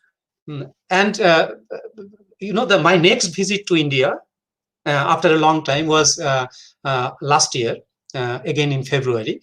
2019 February, I went to Calcutta to have a kind of talk there in Netaji Mukto Vishwavidyalaya University there, and under the they have a project on partition. Literature repository project, things like that, and I went there, and there I met certain, the audience. I was surprised to actually, to meet these people. Some of them were 80 years old, 85, 6 years old, who came to listen to me, and I felt like, really bewildered. And there are, of course, the second, third generation people, young people are there, but among these people, there are something like perhaps 75 or 80 people. It was a very small gathering, restricted. All of them almost have this, history background of migration. Now, and you suddenly discover that you are in India, you are in Calcutta, in Salt Lake, one of the posh places in Calcutta city, but you are not there. Perhaps you discover that you are, people who are in diaspora, who are in, who suffer. And this is very important. Is this that the history? Actually, many of them are born in India. They are Indian citizens. They love India. There is no problem with that. But somehow they carry the memories of their parents or grandparents with them. Okay, so just making this kind of the diaspora literature that is produced only in the metropolitan centers, and what Akhtarujan Ilyas actually writes in Khwabnama, or what Advaita Malla Barman writes in his Titash Ekti Nodir Naam. These are not post-colonial literature. So, though yesterday there was a very interesting talk by Shourit, his name, so far as I remember. Yes, Shourit, yes. He was talking about Nabarun Bhattacharya. I was so fascinated, so interested in that kind of, usually we don't talk about literature written in other languages than in English, because post-colonial literature more or less is synonymous with writings in English by non-English people, some either in the centers or in the periphery or wherever. And thus, taking Benjamin's approach towards history as a totality of experience of a subject or human agency in a particular time and place, and basing Tagore's understanding for reaffirmation and reinterpretation of self and samaj, we can try to grow out of the dictates of the three most powerful bodies in the world, namely the World Bank, IMF, and WTO, which have already taken initiatives to patronize the common run of post-colonialism by introducing cultural studies, identity politics, and especially post-colonial theories. But the irony is that even cultural studies was it started with some of the thinkers who were Marxists, socialists, leftists in UK, but ultimately it developed and transformed into something like this. One of the possible ways, perhaps, of doing or undoing post-colonialism or anti-post-colonialism or post-colonialism proper, whatever the term might be, is to try to be acutely aware of the system that produces agencies and subsystems we are supposed to oppose, to deconstruct, to make them dysfunctional. Because decolonization, if one insists on using the term, is an impossibility if we continue supporting a system that survives on colonialism. That means the way we use the word decolonialism or decolonizing practice, Robert, in the way he says, is nothing but a part of actually colonial practice and praxis. And to create this awareness, we may try to replace their given vocabulary and terminology. The problem is that we have to actually face the real problem, not the associated issues. To create this awareness, we may try to replace their given vocabulary and terminologies, like say global south, like say post-colonialism, words like phrases like that, with new terms, actually old ones, but now out of use. For example, we can start avoiding the word decolonize, but these binaries seem to be apparently unavoidable, and the game continues. That is the sad part of this. Okay, the game continues. How postmodernism was an apparent attempt to do away with that, but it ultimately proves to be an extension of old things, just with more confusing and cleverer manipulation of words, the way Homi Bhabha talks about post-colonialism. This whole business of post-colonial discourse slipped into the vacuum created by the superfluous flirtation of the new left with dying Marxism. In short, the superb intellectual position we are supposed to hold is this, like this, and that's why we say that our narrative must not have any structure. Our story must be that means a kind of that lacks center. Okay, so Marxism is dead. New left never existed. Late capitalism is verbose stupidity, and so nothing is nothing. Like babies, we are now fascinated by new fantasies like truth/post-truth, post-realism, post-humanism, things like that. Some of us, being bored or failing to comprehend, are playing with the game of going back. So atavism and nativism and religious dogma get revived and bring back the medieval clowns, but dangerous clowns, and many of them are our homegrown in these South Asian countries. But yet, still we can try. One way of bypassing or outgrowing the globalized patronage system is to avoid the very language that, instead of becoming just one of the languages, has turned into a one-eyed rapacious monster. It will, if we really want to do anything, we should start with this language. Anglo-American politico-cultural nexus. In fact, actually, this is called BANA, B-A-N-A, is promoting and imposing, wherever necessary and possible, this Esperanto as a precondition to modern education, and with that, access to the world of capital and material comfort. The study of English language and literature and post-colonial literature as a part of that is so entangled and inseparably bound up with these socio-economic, politico-cultural factors that taking up one means automatically crossing the line and entering the other. Thus, English is no longer just a language, but like any other. Studying English is not just a training in and acquiring of scholarship in a special area of human knowledge or of a university discipline. English, this Anglo-American Esperanto, is establishing itself as a system of appropriation and domination as hegemony. Our way of countering this crisis is taking up the questions, problems, and practices of translation in the foreground. And these are the issues Tagore talked about. He practiced, he encouraged other people to practice. Okay, translation is an act, and translation should be our forefront. Translation is an act that involves two languages. By its very nature, it takes up the question of relation and interchange between languages, and thus forefronts the interdependency and submerges the monolingual hegemony of one world language, and creates a space for the presence and equal footing of all other languages of post-colonial world.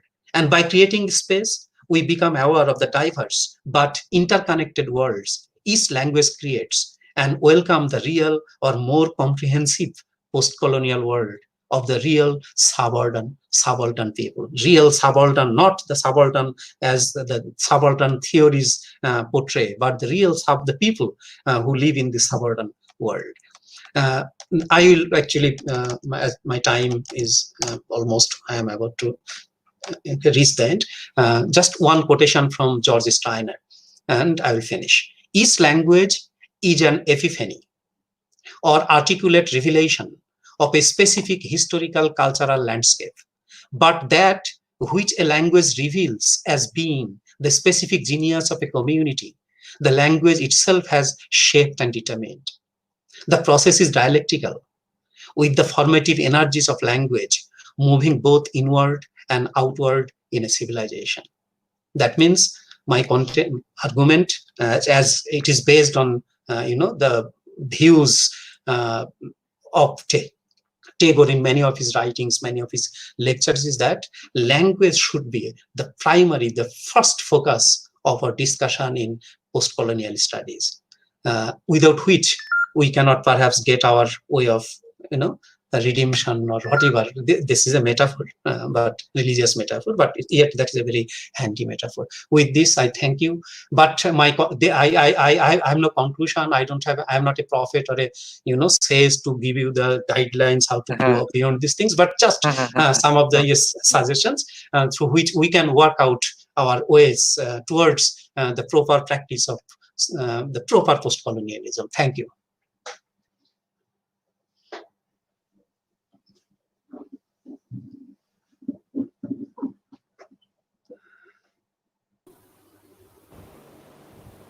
Thank you, sir. I think all our viewers, there are lots and lots of comments. Everyone has really liked this, almost a kind of South Asian perspective into the post-colonial preview. So now we request Shurobi to kindly take over the questioning. There are questions for both Judy and we do have a couple of questions. So should I begin with questions for Mamun sir or for Julie ma'am? Julie D, I think. Okay. So we have a question. So this question is from Dr. Vipan Kumar, Assistant Professor, CRS University, Haryana. And his question is, how do we distinguish diaspora writers from post-colonial writers?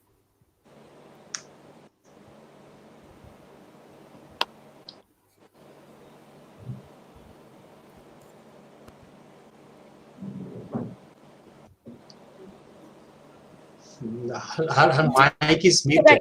Should I repeat? Yeah. I think Julie ma'am's audio has been muted. Can you hear me now? Yeah. Can you hear me now? Yes, ma'am. Should I repeat that? That's actually an excellent question. How do you distinguish between diaspora writers and post-colonial writers? Well, let's look at it this way. Diaspora writers are a subset of the larger set of post-colonial writers. Not all post-colonial writers are diaspora writers, but diaspora writers are post-colonial writers if they are writing about... Can you hear me? Yes, yes. Yes, ma'am. Yes, ma'am. Clearly. Okay. So the point here is that you could be living in North America, in England, you can be living in Europe, you could be living in South America, you could be living anywhere in the world. And if you were, for instance, from India, you would be a diasporic person living in that space. And if you wrote from that space, you would be a diasporic writer. But your subject would not necessarily be about decolonization or about the colonial...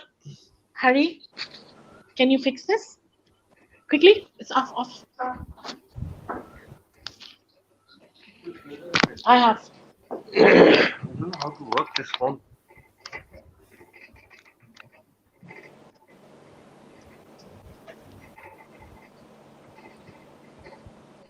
Oh, where were we? What's up?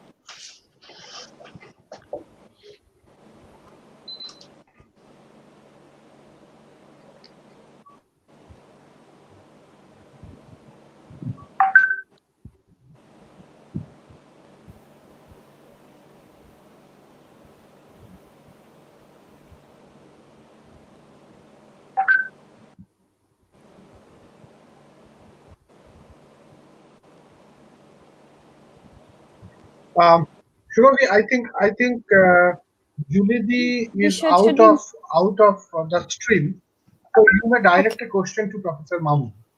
All right. Okay.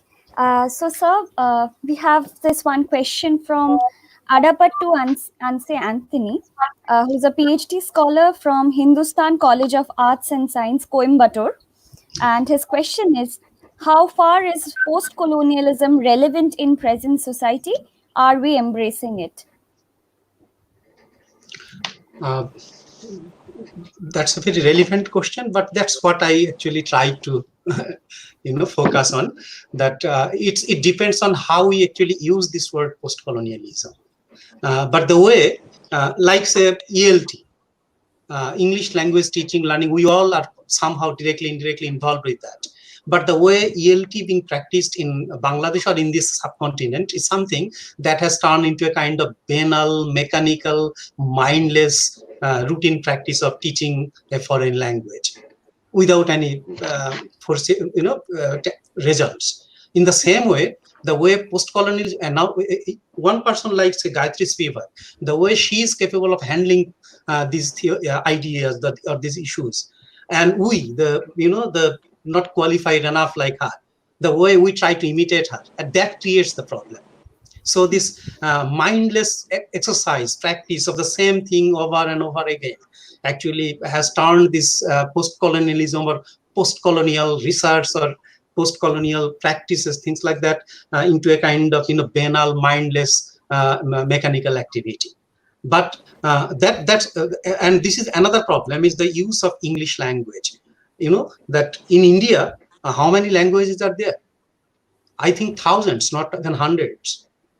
Major languages might be something like 40, 50, but there are languages. But we all, even Rushdie in his anthology, this is very funny. I admire him as a writer, but I have this very low opinion about him as a thinker, as a theorist, okay? Because he comes up with this, that through English, as if India gets his voice. How can that be? India has Mahabharata, has Ramayana, from that to all through this tradition of hundreds and thousands of years. And he says that India gets his voice only through the writings of English, in English. So that is the problem. So if you think like this, that post-colonialism is a practice actually that is done by only the people like us who work in the universities, okay, and the academia, not only universities but academia still includes other institutions, the teaching, publishing, writing industries rather, in a way, okay. And if you think that the way postcolonialism addresses the problems, and I in the beginning of my discussion I mentioned this, that the elitist class, a kind of class who are involved in a highly educated, highly advantaged, privileged in the society, okay, having university degrees, having the opportunities to go abroad and studying in places like Columbia, in places like Harvard, Oxford, you know these things. So these are the people when they talk about the rickshaw pullers in the remote regions. So it becomes something like exotic, okay. And when these people start writing novels about these people, that these novels are also actually the Western readers, they take this as a kind of exotica, fantastica, or things like that. So belong to that. So what is very, very actual, real, felt, lived emotion to us is nothing but a kind of, exotic item to those readers. So writing in English, you actually cater to the needs of those people in a way. Perhaps if not even 1% people have the first language, English as a first language, even in India, let alone Bangladesh. In Bangladesh, English is non-existent. Okay, we don't even use English anywhere. So in a situation like that, how do actually you manage this language? That is my focus. So the answer, in short, actually my response is that if we properly actually address these issues, then postcolonialism is still relevant. And that is what I actually labeled as proper postcolonial practice. And if we fail to do that, then postcolonialism is already outdated, it's irrelevant, and it should go with so-called postmodernism. Okay. Thank you. That's all we have for now. Shurubi, is there another question? No, ma'am. But Is there another question? Continue with? We just had one question from for you. I suppose because of the interruption. I would like to address Professor Mamun's point. I think it's a very arguably an important point, and it also relates to the question that was posed to me about post-coloniality and the diaspora. The issue about language, which I spoke about, is that it is a very contested issue. Whether the colonizers' tongue, and this has been debated about since the 50s. Chinua Achebe argued that no, we need this tongue because we want to talk back to the colonizer in their tongue so that they understand what we're saying about the colonizer. And on the other hand, you had Ngugi and many others of his ilk who say, as does Professor Mamun, that it is such a small, insignificant percentage of people who speak English all over the world, especially the colonized nations, now decolonizing, in the process of decolonizing. And it's also a question of equity, a question of economics.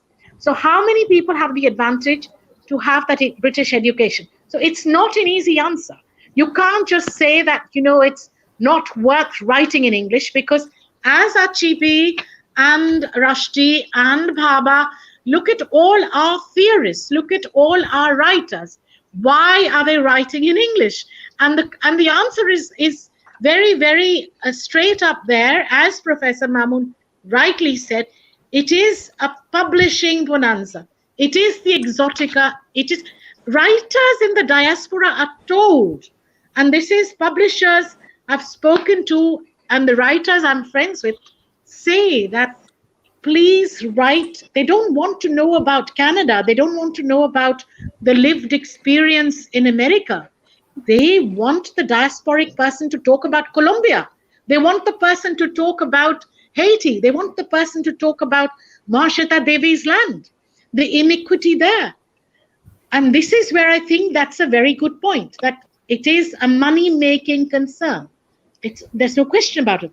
But at the same time, The irony is that publishing and getting to know the world is done through this same language, either English or French or Dutch, and all these languages have at the core of it colonialism. France inhabited Vietnam, Cambodia, Belgian Congo, the Dutch in Indonesia, and there is no doubt that we're still using those tongues to tell stories in our voices. And I think going back to Raja Rao, he makes a lot of sense. 1930s, he was talking about what Chinua Achebe said. We're not going to do the same thing with English language. Don't be mistaken. But if you want our voices to be heard, you have to use a common language for the globe. And that, unfortunately or fortunately, is English, which is the lingua franca. Thank you, Shloka. Thank you, ma'am. Thank you for your take on the question. And thank you, Mamun, sir. Now over to Jyotida for the next session.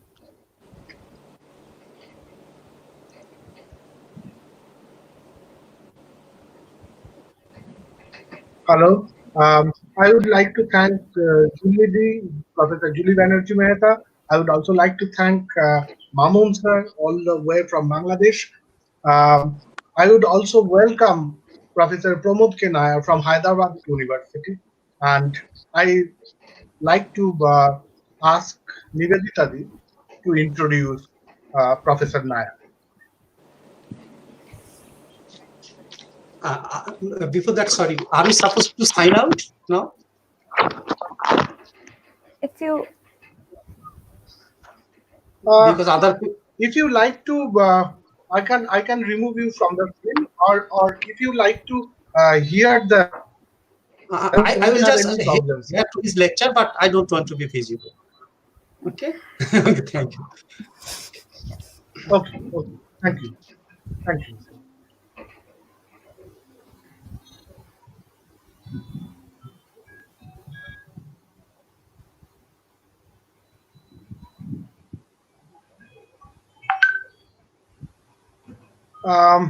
Anyway, I would like to introduce Professor Pico Iyer. I don't think Professor Nayar needs an introduction in India.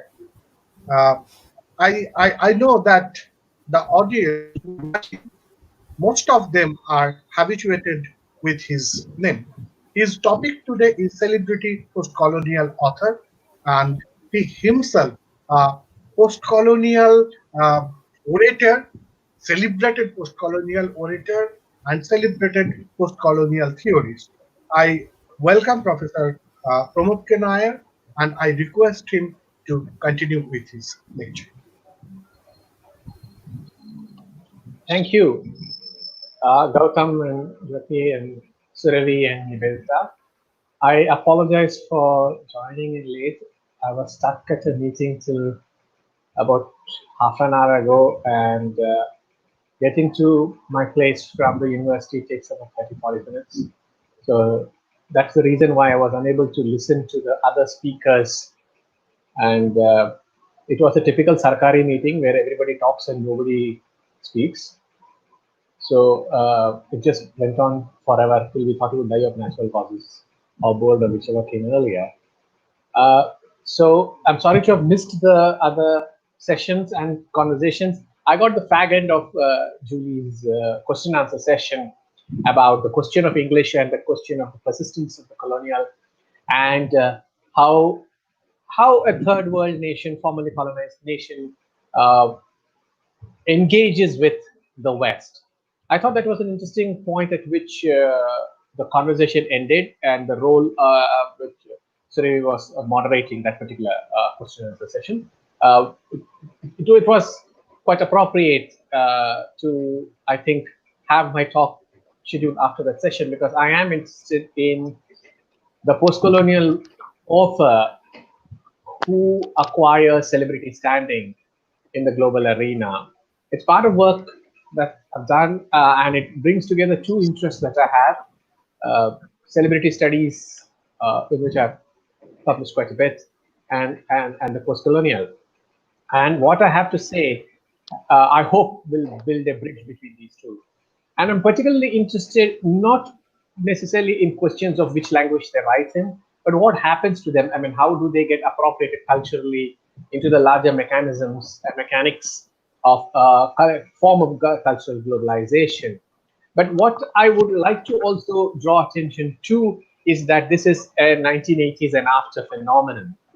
That is primarily after Rushdie's debut on the global scene, followed by Arundhati Roy's much publicized Booker, and the chain of authors that have come since then and have been published globally, have been studied globally. I mean, they are on the post-colonial syllabi across the world. They are the subject of PhD dissertations all over the world. And there are several South Asia study centers which encourage studies on these particular texts and these particular authors. So it's more or less a given that if you are looking at South Asia audiences and South Asia reception, you will see an Adiga here, Rushdie, okay, Rushdie everywhere, Adiga in most places. You will see Roy, and you will see an assortment of people in this enforced multiculturalism which all syllabi seem to have now. As in, you cannot not be multicultural. To say that you don't want multiculturalism is a very bad thing. All postcolonials must be multicultural. You may not believe in it, which is why Satish Deshpande spoke so eloquently of cosmetic multiculturalism at some point. What I want to emphasize is the aura around these authors, their saleability, their visibility. So in addition to their literary standing, as in their reception by literature departments, reviews in Times Literary Supplement, I am thinking in terms of their visibility and saleability within, say, international book markets, international prize markets, and of course the literary festival. I would think of this saleability, this visibility, as an instance of the post-colonial celebrity author who has just arrived on the global cultural scene. So it seems to me that it is a phenomenon that is worth studying, primarily because of what it does to several sides, several versions of this picture: the post-colony, the global literary market, the process, the mechanics through which this process is established. My first proposition, and I'll outline this in the form of a few propositions. So the first one, not quite a proposition, but a scheme for understanding, is that the post-colonial author is a post-colonial celebrity author in the global cultural scene. Jyoti, somebody's mic is on and I'm getting some noise on my phones. So if you could possibly mute people, that would be good. So, or please request people to mute their mics.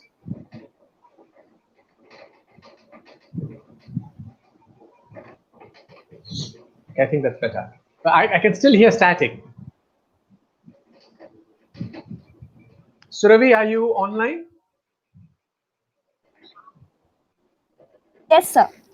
Can you please get people to mute their mics, or if you can do it? I'm getting constant static. I'm getting to it. Okay, sir. Okay, sir. Yeah. So as I was saying, the post-colonial author is a post-colonial celebrity author on the global cultural scene. I'm not saying it's on par with the chicken tikka, which is one of the world's largest selling dishes. Though you can think of dishy authors, they're not on par with chicken tikka, I'm sure. Apologies to the vegetarians. But the point I want to make is that the post-colonial star author is a celebrity who benefits from, draws upon, and contributes to what people have identified as corporate transculturalism. And corporate transculturalism can occur only in the age of globalization. Corporate transculturalism is transculturalism driven by market needs, market forces, capital, publicity, the publishing industry, the multiculturalism that drives the production of books, the choice of authors, but also prices and things like that. But it's almost entirely corporate driven. I'm sure you have heard of the stories and the scandals around the Booker Prize, that the Booker company, which nominates, which gives the money and awards the prizes, has a history in colonial era, and its business interests are a little suspect at best in terms of its history. But the Booker is extraordinarily well-paying, and I don't mean payment only in terms of the cash, but in terms of the prestige, the cultural capital. If you only were to look at James English's work on the prestige of prizes, you'll see what I'm talking about. James English. Oddly enough, his name is English. On the idea of the prestige of the prize. So corporate transculturalism drives an enormous number of third world authors, puts them up there on a pedestal, sells them, publishes them, markets them, gives them TV appearances, the blog, the appearance in Times or Times Literary Supplement, and so on and so forth. And the postcolonial star author is a celebrity who draws upon this corporate transculturalism, but also contributes to it. So do not think that the postcolonial author is merely drawing all these resources from the global market and becoming a star. No, the global celebrity, the postcolonial celebrity author, also contributes to this process of cultural globalization and corporate transculturalism. This postcolonial author or postcolonial text fits a particular, and this is my second proposition, fits a particular global multicultural image and icon markets. What do I mean by this? What I'm saying is that the postcolonial author whose image and icon. Someone charge this. Hello, I'm getting crosstalk again. Somebody speaking about charging their phones, and it's not me. I'm not the one doing the talking. No, sir, we can hear you, sir. Okay. So despite everybody else talking, all right, that's good. Okay. Well, I am getting somebody else talking in my ears. Okay, so maybe some of the list. Yeah, I don't want to believe that I am beginning to hear things. You know. No, sir. So the postcolonial author text fits the global multicultural image and icon market, and this market is for a hybridized identity. That is, I'm proposing to you that the world is increasingly looking for hybrid identities, for identities which, as most postcolonial academics will refer to as liminal. I am not quite sure, but it must be the most abused term in postcolonial literary criticism and PhD thesis. Everything is liminal. Everybody is liminal. All spaces are liminal. I mean, if all of these are liminal, what constitutes the other spaces, I don't quite know. But I think there is a rule book somewhere which says unless a PhD dissertation in English uses the word liminal at least once, it cannot be submitted. But anyway, that's neither here nor there. The point I wish to make is there is a huge market for a hybridized identity. It's a ready-made market. And the postcolonial author fits right into the image and icon market of a hybridized identity. How does this happen? It happens because of what adapting social theories called a corporatized or a corporate transculturalism. In corporate culture, transculturalism, there is an emphasis on distant origins, migrations, multiple cultural inheritances, and relocations. And I'm only mentioning a few. So there is an overarching emphasis on people who have been displaced, relocated from spot A to spot B or country A to country B. People who have gone through a process of acculturation.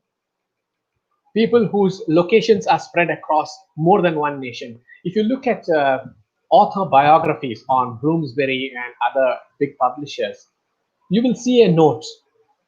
ex-author divides her time between London and Lahore, between Ontario and Delhi, between China and India. There is, and I'm not inventing this, you can take a close look at it. You will see notes or biographical notes which emphasize that most of these authors have homes in more than one country. It will also tell you where their origins are. So Kamila Shamsi, born in Pakistan, Lahore, now lives in London. Salman Rushdie lives everywhere, including, I think, Mars and other planets. Pico Iyer is a global cosmopolitan citizen, and things like that. So when you look at these autobiographies, so you can take a look at Muhammad Hanif, Khalid Hosseini, Kamila Shamsi, Tehmina Anam, any of the authors who we see now located in the global post-colonial firmaments are emphatically of distant origins, migrations, multiple cultural inheritances, and relocations. So in a world that is assiduously seeking the hybrid, which is so fond of the hybrid they don't like anything with a simple origin any longer, the post-colonial author fits that paradigm. So the post-colonial author is part of a massive cultural emphasis on migration, multiple cultural inheritances, relocations, and displacement. That is my second proposition. So what I'm trying to get you to see is the literary author actually fits a larger social political paradigm of belonging to more than one geocultural space. So that is part of a massive cultural shift in the valency given to multicultural identities, in the value bestowed upon multicultural identities and multiple origins, like I said. My next proposition, I'm not keeping count, so I won't say 1, 2, 3 or third proposition. I'm very bad at numbers. My next proposition is the individual success stories of a Hanif, of a Hosseini, of any of these authors transplanted from one land to other or who occupy multiple cultural spaces, especially migrant ones, I mean Monica Ali and others. Those individual success stories are placed in conjunction with what is known as ethnofictions or ethnographic fictions. So you on the one hand have a celebrity author whose cultural locations are multiple, whose origins are elsewhere, but one of the important features that brings them to the global visibility is autobiography-filled ethnofictions. So revelations about their lives in their former homes, their interviews, underscore the conjunction of autobiographical data and the promotional campaign. Let's pick this a little carefully. I'm suggesting to you that if you look at Bloomsbury's website, and Bloomsbury has published many of these authors, you'll quickly see that the country of origin is mentioned. And if you look at their interviews, take a look. I'm not inventing this. I've actually done this. They will invariably talk about their memories of growing up in Hyderabad, India, Lahore, Pakistan, to borrow a country that Julie mentioned, Haiti, some corner of South America or Africa. They will talk about their lives then, their lives there. That is part of the autobiography component. The second part of this is This autobiography is linked to what I'm calling ethnofictions or ethnographic fictions, which, as Frederick Jameson in his much criticized essay referred to as national narratives. I'm not heading towards Jameson arguments. Third world fiction is national allegory. I'm not doing that. What I'm trying to push here is an argument that there is a conjunction, a coming together of autobiographical, biographical data and the promotional campaigns that drive the book, that drive the author. So there is the real life autobiographical, biographical elements in this description. Then there is the ethnographic component of their work. Those are part of, so autobiography and ethnofiction are part of the global publicity machinery for these authors. That is what I refer to as the key feature in corporate transculturalism and its appropriation of authors from the formerly colonized regions. So if you look at Khalid Hosseini, Muhammad Hanif, Kamila Shamsi, Temina Anam, all of these, Pico Iyer, Salman Rushdie, of course, and any of these authors, and I mentioned only the Indian subcontinent, but you can look at Ramesh Gunashekhara and others from Sri Lanka as well, and you'll see pretty much the same thing. We are told stories of their lives in their former homes. In their interviews, they'll underscore this autobiographical element. So while I'm not arguing that the autobiographical element gives a level of authenticity to the text, I have no interest in the authenticity arguments.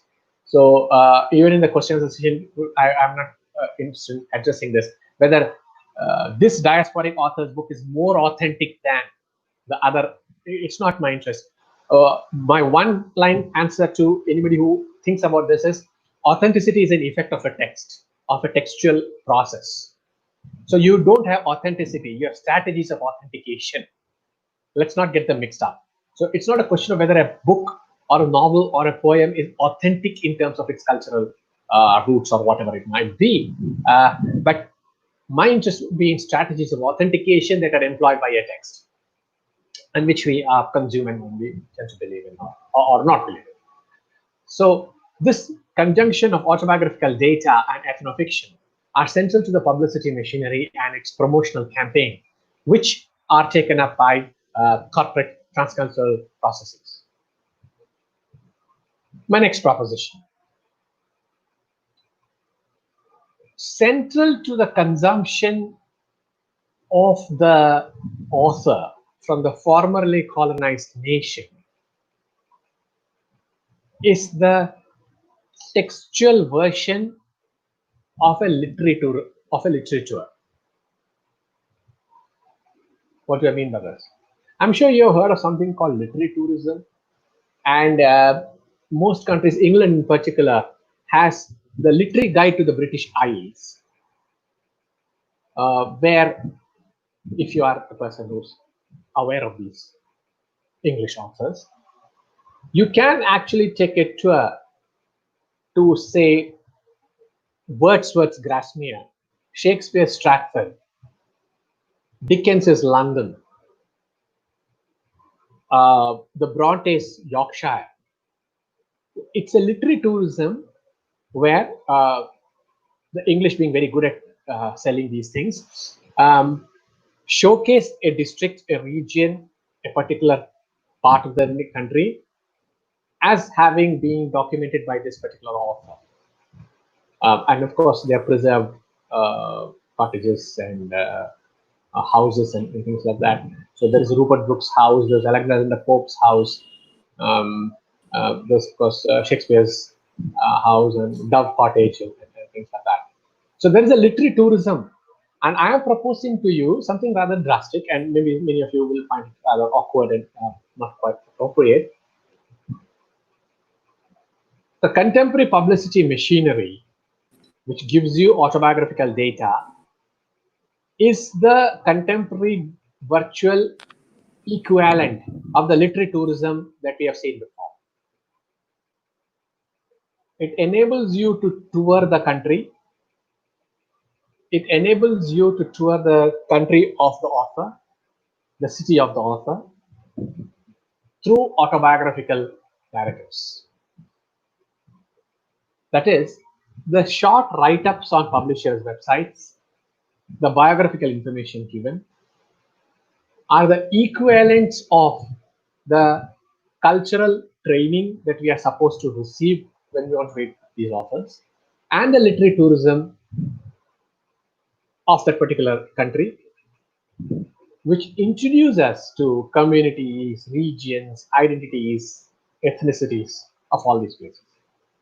So, for instance, the description or the short introduction to the Bangladesh War for Taimina Anand, the immigrant lineage of Daljit Nagra, the regional origins of a Kabila Shamsi, a biographical note about Ziaul Haq's Pakistan when you want to read Honey for the problems that Afghanistan had during Soviet occupation, if you want to read Khalid Hosseini.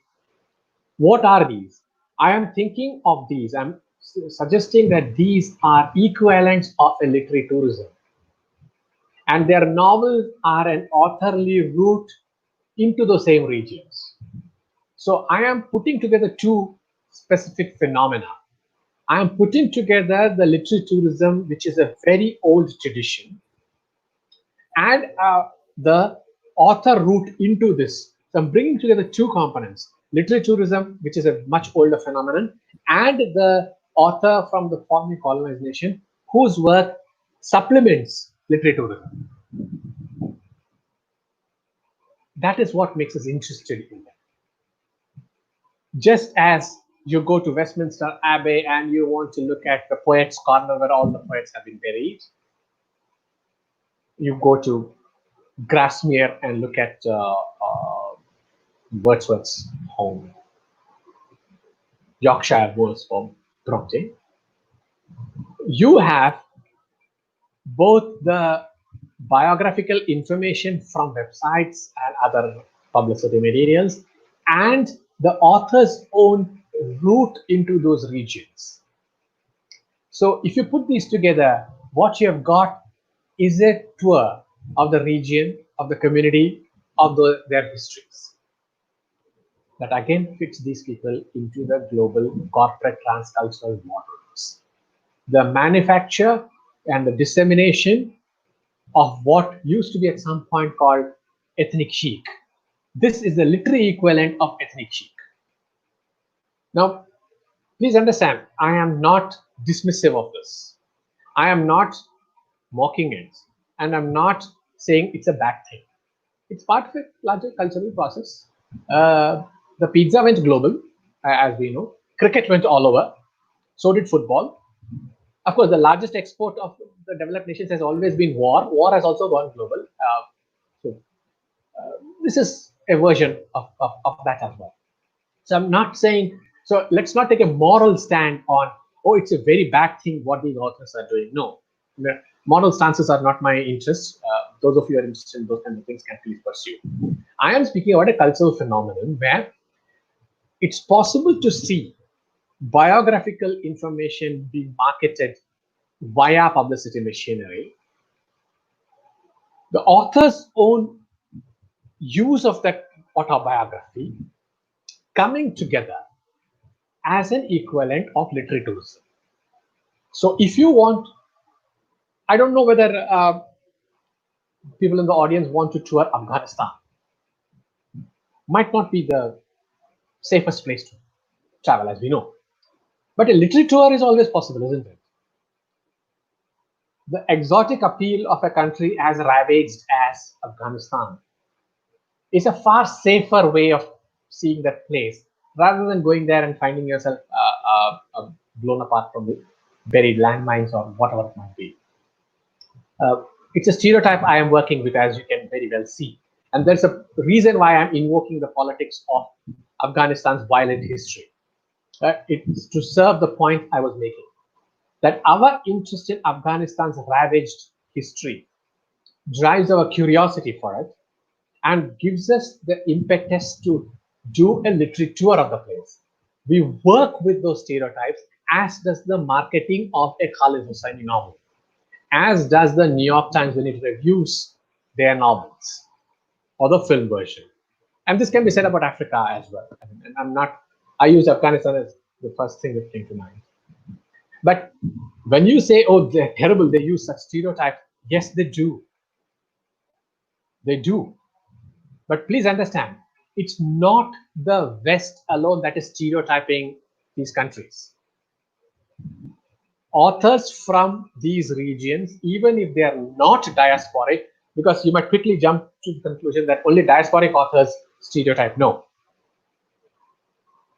A friend of mine who's a cultural geographer called Lisa Lau, teaches at Kiel, used the term reorientalism in an early essay, and it's an influential theory now. Reorientalism is the orientalizing of the Orient by the Orientals. So we are not asking, and this is a reversal of the Edward Said paradigm. It's not the orientalizing of Afghanistan, India, Pakistan, Sri Lanka by the Euro-American Western author. It is the orientalizing of the Orient by the Orientals themselves, what she's calling reorientalism. And it has its market value, it has its literary cultural value, it has its monetary value. So I want you to understand that the literary tourism, which brings together the biographical information with the autobiographical element and the novel, is central to our explicatory tour of the region. So that was another proposition. The virtual literary tourism is made possible by the post-colonial author himself or herself. But why is this successful? I mean, why should it be a grand success when people talk about the Afghani tribes, the magic realisms that are markers of Nigerian festivities or feasts? How is it important? Why should it be crucial? As I said before, it is possible to see this kind of fiction of Temina Anam or Chimamanda Adichie as offering, if not a fantasy, but a mirror to already circulating discourses of displacement, rags to riches stories, and the immigrant success in the global economy. So while I don't want to say that it's an exact image of what goes on, it serves the purpose of the Western reader, of the first world reader, to reflect upon different modes of families, different kinds of ethnic life, different kinds of communities in other parts of the world. So it could be the discussion of human rights, gender, patriarchy and oppression, caste, ethnicity, race. These authors fit a global concern with, say, women's rights, patriarchy, ethnocentrism, uneven development. So there is a discourse already up in the air. These authors fit into that. They cater to that. So there is already a market. I mean, nothing sells like oppression, isn't it? I mean, the largest commodity in the world is misery. And I'm not speaking only of the opera show. You know, the packaging, the commodification of misery is a huge market thing.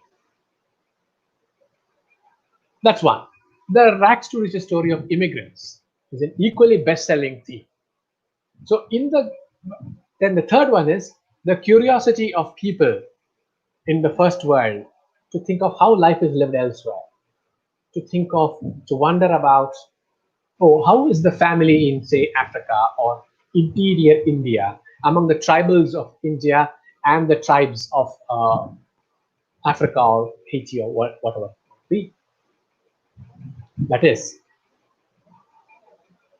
it is not necessarily a fantasy, but it serves the purpose of possible reflection by a first world reader about how things are in other parts of the world.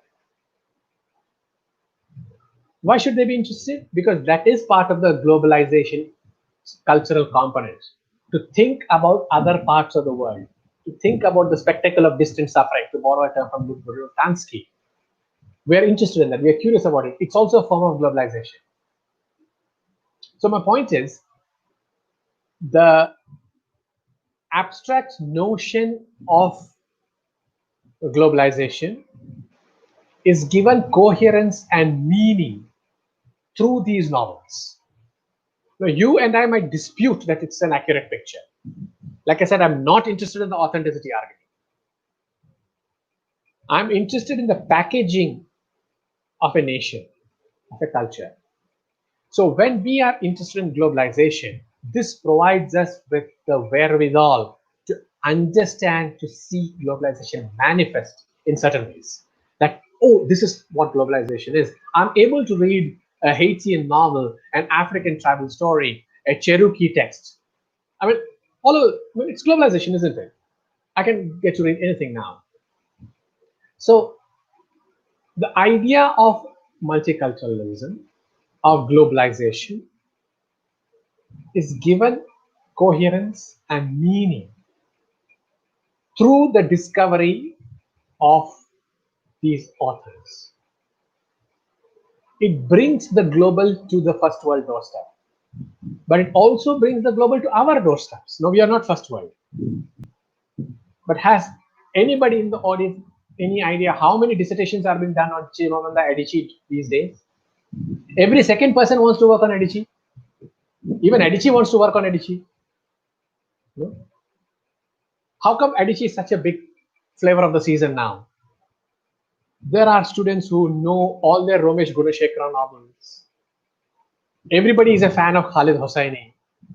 Everybody is waiting for the next Muhammad Hanif book. So you can't say that, oh, it's only the first world which is doing this global business. The first world gets hold of these authors, their books, to their doorstep. Yes, but so do we. So do we. I mean, we are all teachers and students in this audience.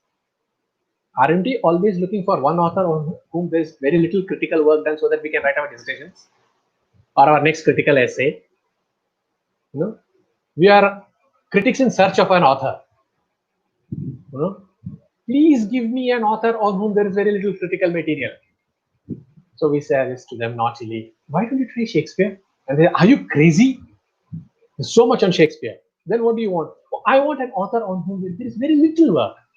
And somebody discovers Adichie and the whole factory comes up around Adichie. There are Adichie processing mills everywhere now. Everybody is processing Adichie. And you are discovering a Haitian novelist, you are discovering a novelist from some island in some part of the world. We are also equally responsible for global cultural flows. That's the point I'm making. So instead of blaming the West for doing all this, we are equally responsible. Is there anybody in the audience who has not at least heard of Khalid Hosseini? It's highly unlikely, right? You may not have read everything by Khalid Hosseini, but you know Khalid Hosseini. We are also consumers in the global cultural scene. So it brings the global to the first world, but it also brings it to the rest of the world's doorsteps. And therefore, this global celebrity, therefore the postcolonial author becomes a global celebrity. It is through the circulation, not just in the first world, but all over the world. My next proposition is that it's borrowing from people who have worked on literary histories, but also literary celebrities, that there is a certain cultural intimacy that is developed with people from different nations. What somebody described as a hermeneutic of intimacy. Now, before you begin to regret calling me to talk and thinking that I'm going to talk strange things, no, I'm not thinking in those terms at all, please. You're welcome to, of course, but that's not the point. What I'm referring to as the hermeneutic of intimacy, a phrase coined by people who work in celebrity studies, is a cultural intimacy that is generated in and through our consumption of these texts. You and I know nothing about Afghanistan. What we know from Khalid Hossein, or when there's a news report of some kind, usually a negative kind. You know, or we have vaguely heard of Taliban and we have heard of Malala and things like that. But the point is, our interpretive frame is part of a cosmopolitan cultural intimacy. And our knowledge of the author's home, our knowledge of the author's history, the knowledge of the land's history, the autobiography, make the author and their cultural origins familiar to us. So the hermeneutic of intimacy is a form of culturation. It targets individual readers through a form of appeal. It appeals to our curiosity about the text. And hence you see a careful positioning of these authors. I don't know if you have noticed this, but the descriptors of these texts will be of South Asian origin. They may usually have photographs, especially if it's a woman author. People have done studies of that. Male authors don't necessarily have their pictures displayed, their photographs displayed, but women authors invariably will. You know, marketing devices, of course. And you will have references to they are South Asian, they are immigrant, or they're descendants of immigrants, or they are born of mixed parentage. All of these little markers, these little descriptors. What do? They do two things. One, they invoke the sense of the strange. Two, they say that the strange can be made known. What is the point if the strange remains strange? The fun is making the strange familiar, isn't it? That is what I'm referring to as the hermeneutic of intimacy. That, oh, that's some weird, strange place. You know nothing about it. I mean, I heard Judy talk about HEB and in response to a question and all that. When did any of us know anything about Nigeria before we read HEB? Or World Shoinka for that matter? You know, it was in a very literal and metaphoric sense a dark continent. You know? Now, if we say we are nasty globalizing fellows, you will say, no, that is always the first world. As though only the first world is responsible for globalization. We are as predatory as the first world is. That is why we did our PhDs on all these obscure authors. You know, in fact, we are saying, oh, give me an obscure author. The more obscure, the better. We are equally responsible. But the assumption is it's always the first world which is doing this dirty little thing. No, it's not. Primarily because the global sales market targets all of us. So there is a huge machinery which makes sure that a book being launched by Bloomsbury today in London is launched the same evening in New Delhi.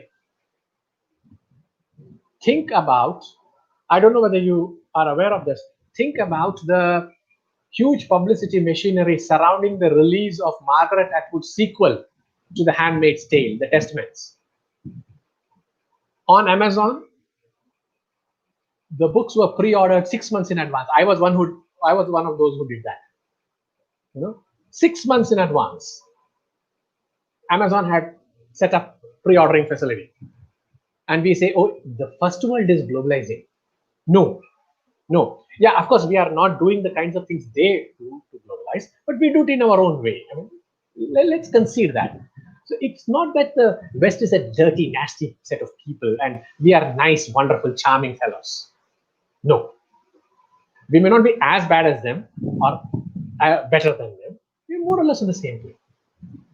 But the point is that the invoking of specific categories like immigrant or South Asian, mixed parentage, divides their home, piques our curiosity as well. And we want to know. We are also happy reading rags to riches stories. How a doctor went from an obscure place in Pakistan or Afghanistan or Dehradun, goes to the first world, practices medicine, and then writes a best-selling novel. You know who I'm talking about. That's an MCQ for people to think about. Who is the doctor who has become a best-selling novelist? You know, think about that. And everybody is reading his work. So I've given you the clue about the gender at least. So that piques our interest, that piques our curiosity. The strange, the distant is worth knowing. That's important. It also means something else. In this era of novels, author biographies, autobiographies, we are given insights into the interiority, into the subjectivities of people unlike us. I don't know whether this is a generalization. I don't know whether you only read novels about people who are exactly like you and me. That would be boring, wouldn't it? Why would we want to read about people who are exactly like us? We read about people who are unlike us. Literature, by definition, is given over to the other, said Jeffrey Gardner Hand, that we read about people who are not like us, about our cultural, racial, ethnic other. The hermeneutic of intimacy is a way of providing insights into the subjectivity of people unlike us, into the personhood of persons unlike us.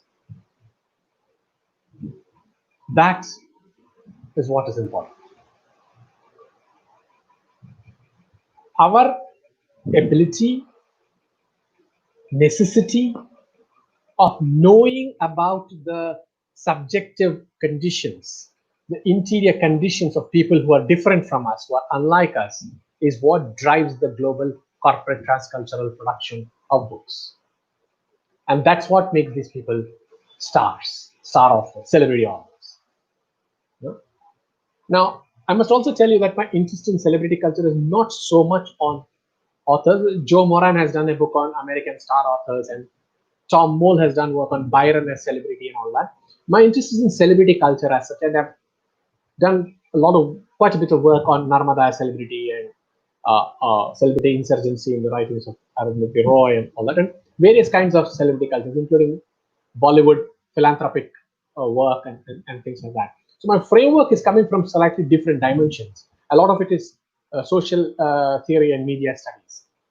But I think the arguments work for this as well, that our curiosity, which has been already piqued by a little bit of tantalizing information, oh, there is this author who comes from this, the first generation, let's say, comes from a country where every second day there is a civil war. Oh, nothing like that. I mean, what a way of selling a book, that the author has survived civil war and genocide.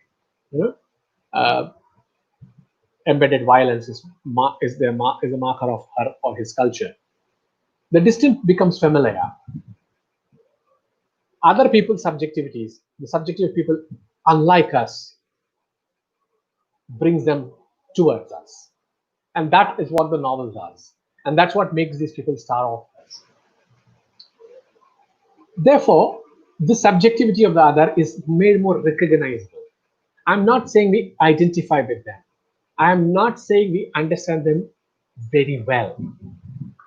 I'm not saying we recognize them very well. But then you don't recognize your neighbor also very well, isn't it? I mean, you recognize them only when they are a nuisance or when you want to borrow something. Otherwise, you don't really know your neighbor very well. So that doesn't take that line of argument at all. But my point is that the global author authenticates himself or herself in very specific ways, in saying, I am from this region, that region, but does not restrict herself or himself to that. So the author does not say, I am an authentic Afghani or Indian only. It uses the identity, but does not stop at that identity. It does not, the author herself or himself does not restrict himself or herself to that particular identity. It uses it, authenticates it in any way the literature allows or the biographical information will allow, but does not stop that, which is the point I'm making. It's a very difficult balancing act. So they may foreground Pakistan, India, South Africa, but they will not claim these are bounded locations. There are characters and language and themes sliding across these ones. They will appropriate native accents, dress, diction, genres, and you take Salman Rushdie, who is an exemplary case study for it. and recast it into global consumption. So to go back to the point Julie was making towards the end of it, and I'm sorry if I have misunderstood what she was saying because I didn't get the first part of her talk. The post-colonial author, as Rebecca Walkowitz argues, and that's the argument I like, is born translated. They write so that they can be translated. They write in ways that allows translation. They're always already translated because they're part of a larger global system where there is a certain identity of origin, cultural, political, geographical, etc., etc., etc. But they won't stop there. They are ready for a much larger shift, which is why I said they will make use of native accents, of dress and food and genres, but they will recast them for global consumption. They will seek a convergence with texts that are like them, but also want to move away from those texts. They want to diverge from those texts. This constant movement between place of origin and something larger, authentic or culture and something larger, that is what constitutes the celebrity author from the formerly colonized nation. The reason why these are post-colonial authors is because they are simultaneously rooted in a particular context and beyond that. They can be identified, recognized as African, South African, Nigerian, Yoruban, Haitian, Pakistani, Afghani, Bangladeshi, etc., etc., etc. But you cannot restrict yourself to reading them in that fashion. There's something larger going on as well. They themselves would say that. So in short, and I'll stop here because we should have some time for questions. The post-colonial celebrity author is one who is not bounded by geographical location, is not bounded by an identity politics. It slides across identities. It appropriates the language of corporate transculturalism. It fits into the global corporate transcultural frame, employs authenticating methods, but does not claim authenticity as such. It's very clever not to. Enables authenticity debates, but defeats them. Opens up the subjectivity of the other to our gaze, to our consumption. Fits in with global cultural flows. And the hermeneutic of intimacy is a cultural intimacy that enables us to know a little bit about them, having been made curious about them, and then something else. Like I said, I'm not taking a moral stance on this. I'm not taking a moral position on this. Part of the global cultural flows. It's part of our public consumption of literature. I'm not proposing categories of universal literature. That's a different debate. I do the debate with human rights narratives with which I work. I'm not going there. But I'm also not very convinced when people make this argument about this is an authentic representation of or an inauthentic representation of. I'm not sure I understand what an authentic representation is in any case. But the important thing is global cultural flows are what construct us as readers of these texts. But we also demand these texts. So the global celebrity author who originates in a post-colonial nation never stays within the frame of a post-colonial nation. Thank you. We'll have some discussion now, I hope. Thank you, Jati, Suravi, and others who are trying to manage the mics and stuff. I saw Gautam flitting in and out, but yes. Yes. Yes. Thank you. Yeah. Yes, sir. If you don't Professor mind, Nayar. please somebody take the questions and relay them to me. Yes, sir. Sir, Thank you, Professor Nayar. And now I would like to request Suravi first to unmute his mic and then to forward the questions that were asked to Professor Pramod Nayar. Over to Suravi. Thank you, sir, for this very, very interesting and fascinating lecture, and for highlighting the, for lack of a better word, the industry on post-colonial writing, where these, writings, post-colonial writings are being churned out, so to speak, for consumption for both the first world and the third world countries. Thank you so much, and I'm going to the questions now. This is a question from Antara Mukherjee, Government Girls General Degree College, Kolkata. And her question is, would you call it an example of literary tourism when post-colonial authors take upon themselves to document the process of germination of a story, or is it a part of a promotional machinery?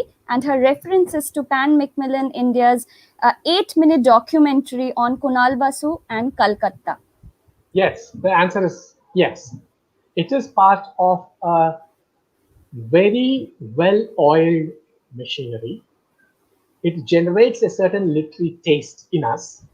I may or may not have ever heard of Kunal Basu or Femina Anand, but does that. And I like the word you, Surabhi, have used, the industry, which is precisely what it is. And prizes are part of it. The Pan Macmillan promotional videos are a part of it, but you and I are also a part of it. I mean, notice that all of us are discussing these novels. Aren't we part of the industry? Absolutely. Yeah. Otherwise, when Gautam asked me or Jati asked me, why don't we talk about this, the post-colonial, I could have discussed obituary columns from the Times of India. But we are not discussing obituary columns from the Times of India. We are not discussing the classified act. The literary industry is part of what we are. So yes, in response to Antara's question, if I've got the name right, it is part of that. It's a very, they're well done. Again, it is meant to inculcate a certain level of interest and cultural engagement. So yes, it is. Yeah. Thank you, sir. Thank you. The next question is from Rajot Shubhro Mondol, who's a PhD scholar in Raiganj University.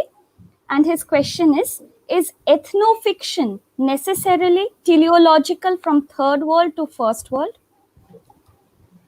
No, it doesn't have to be.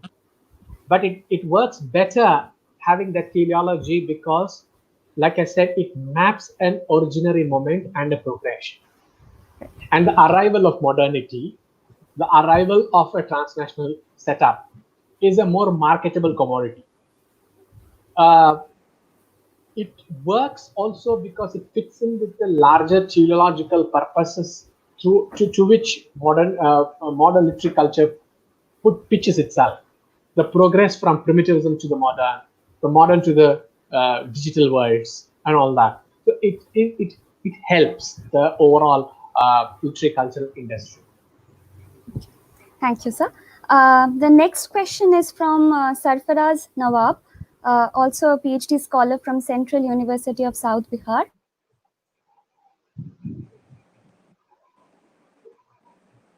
I can't hear if Surabhi is speaking. Writer in the conventional sense, considering. Oh, I didn't get your question. Can you hear me? Now I can. Can you hear me? Yeah. Okay. Yeah. Can we consider Khaled Hosseini a post-colonial writer in the conventional sense, considering Afghanistan was never colonized in the sense we use the term? I don't know what the conventional sense of a post-colonial author is, to begin with. I'm not quite sure I understand the category itself. Second, there are forms of colonization that we need to adjust to. Colonization is not of one kind only. There are secular colonies, there are other kinds of colonization, all forms of colonization. So I don't know whether it's a prototypical post-colonial novelist. I mean, we read Raja Rao and R.K. Narayan as post-colonial novelists, though they were writing in the middle of the colonial period.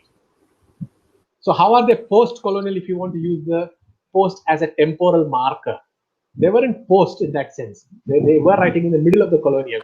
So in terms of whether they are conventional post-colonial, I am not quite sure whether, like I said, they fit in. But there are definitely people who use the model of post-colonial writing to talk about origins, countries, ethnofictions, and things like that.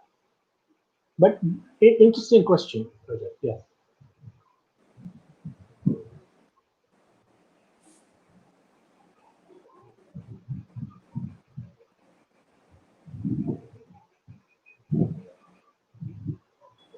I suppose Shurobi has lost her connectivity, sir. Is that why it is frozen?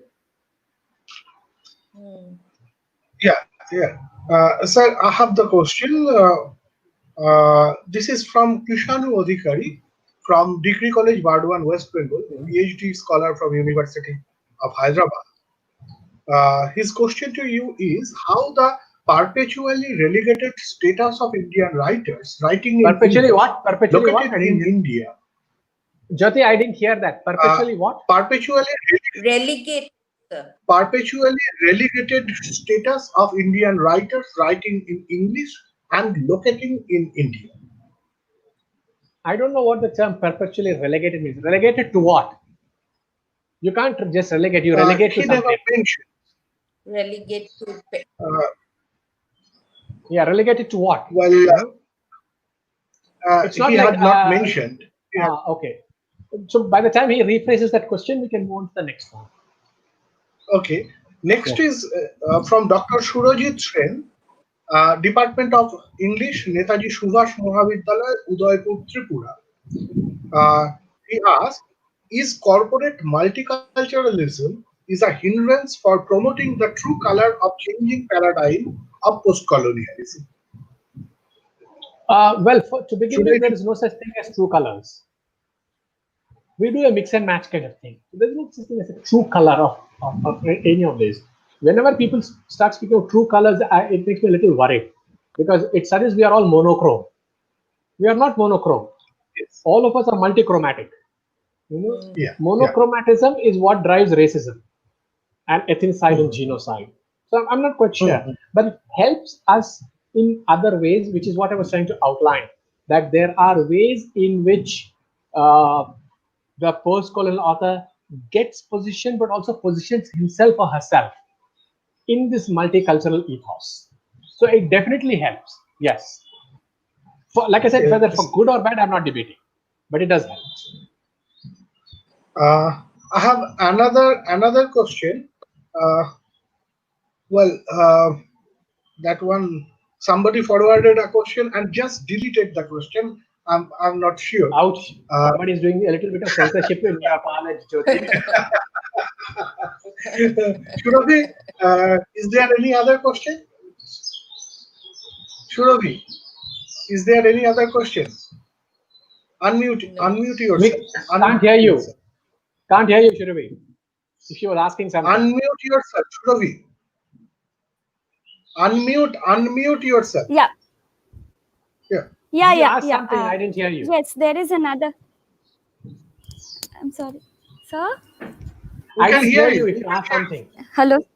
No, okay. Okay. So there is another question from Shushmita Roy from SUST Bangladesh, and her question is: Chinua Achebe insisted on writing in English, but will it simply be the of Africa? Your standpoint on this? Didn't hear you, Survi. I just heard up to Can you hear Chinua me, Achebe sir? writing in English. After that, I lost you. Repeat the question. Okay, sorry. Will it be Chinua Achebe insisted on writing in English, but will it imply the perpetuation of linguistic slavery in Africa? No, why would it? No. No, it doesn't. Simply because you write in a particular language doesn't make you enslaved to that language. It depends on what you do with it. The point is, if you're writing in English, you're not a slave to English. Of course, if you write it badly, then there's a problem. I mean, if you use the English language or French language badly, then there's a problem. But we don't, just by using a language, become enslaved to it. That's a rather reductionist argument to make, in my view. And it's a little naive because authors over centuries have demonstrated that they can actually work in any language depending on how they want it to work for them. You appropriate the language you want to do the kind of work you want to do. The fact that the question about linguistic slavery to English is being asked in English is itself ironic, isn't it? And the questions being asked about linguistic slavery are students and teachers of English who teach in English departments want English PhDs so that they can get jobs in English. How come the people who are worrying about linguistic imperialism are not studying Bangla or Telugu? Primarily because there isn't enough scholarships or fellowships or salaries in those places. The colleges are shutting down. Let us put it very directly. There is big business in English. We are part of that business. When we efface this particular interest we have in keeping our professions going, then we are doing something a little strange. So ask the question, aren't we linguistic slaves to English in English language? When we are studying English and you want to write a PhD in English, well, nothing stops you from doing this work in other languages. But we don't. Why not? You Sir, won't get jobs. I have a question. Sir, it's from Abhijit Pramanik. He's the assistant professor of English, and he's teaching at Ramakrishna Mahatma Government College. So he wants to ask you that, have you noticed any bias from big publishing houses like John Hopkins University and TNF journals in selecting critical articles by Indian academicians? Don't we observe the possibility of publishing in AHCI index journals rises with Indians writing about diasporic authors than writing about a mainstream British or American writer? Well, It's a lengthy question. Can I repeat? No, I've got the. I may not have got the specific question. I have two. It's a two-part question. One. Yes, sir. This is a two-part question. Sorry, what did you say, Gautam? You just said something. Have you not? No. Have you just said noticed something. any? No, I got that. It's a two-part question. Yeah. Okay. One. Yes, there is an industry which academic industry which ensures that third world author critics and academics work on third world authors. Yes, and that serves a little purpose. But why should we deny the fact that we also opt to work on those authors rather than James Joyce or Shakespeare or Foster? Because we assume a certain cultural authority on quote unquote our authors. Spivak once famously said that brown men trying to save brown women from white men. We are doing that with the authors. So we are part of the process through which these ghettos are created, where we will work only on these authors. We will write our PhDs wherever, in whichever part of the world we are on. So that is what I was trying to say through the talk. It's not that the West alone creates this industry. We are part of the industry because we benefit from that industry. Why do you want to deliver a paper going all the way from here to Helsinki on Rabindranath Tagore? Because you have claimed Tagore for yourself. Why don't you work on a Finnish author? Nobody's interested. No, they would be interested in what your perspective on a Finnish author is. But you see, we have created this industry. We are part of it. We benefit from it. So we try to always say, oh, it's the West which is making us do this. Nobody makes you do anything. The world of literature is big enough, plenty of fish in the ocean, but we like our ghettos. We claim cultural authority over our authors and we build careers out of them. But it's not true to say that we cannot work on first world authors or white authors. Plenty of people have worked on it, published on it extensively. I could give you a whole list, but for that we'll have another 2-hour session if you can arrange it, and we'll give you a list. That's not the purpose. As for the point about racism, that's a standard excuse used by people who are afraid to submit their work to T&F journals. Plenty of authors from India, critics from India who have published in journals like Cambridge Quarterly, American Literature, Journal of Modern Literature. Your neighbor academic has done that, Ranjan Ghosh. Yes. If you ask Ranjan Ghosh whether there is racism, he's going to laugh and laugh and laugh till he bursts. No, it's an utterly useless argument because we are trying to say, oh, they will not publish us. So let us publish in our own little journals here and there, which will be undisputed and unchallenged. So I will publish in my third cousin's second daughter's journal, and my second cousin's third daughter will publish in my journal. We'll publish each other and we'll be very happy because we don't want to try and publish in a Taylor and Francis journal. We don't want to try and publish in Interventions. And there are people from India working in India who publish there. Ranjan is an example. He has published in Simploki, for instance. Take Nandana Datta, sitting in Guwahati University, who has published in Interventions. Yes, published in The last time I saw Diacritics Ranjan also. Ghosh, I'm sorry? Gautam, what did you Diacritics say? also. He has published Yes. in Yeah. Diacritics also. Ranjan is an old It's friend. wonderful. Yes. So I know all his work. So last time I checked, Ranjan Ghosh and Nandana Datta are not white-skinned. Yes. They are Indian. Unless they have converted, which is not likely, and they have done race reassignation surgery. They're Indian. And they work in Indian universities. And they are published in all these journals. Several of the people I know, I'll not include myself. My CV is there for you to check. We have done that. But what we are trying to do is to say, oh, they will never take us. I have a senior colleague who was commissioned to write in Cambridge Quarterly. The person who founded our department was invited by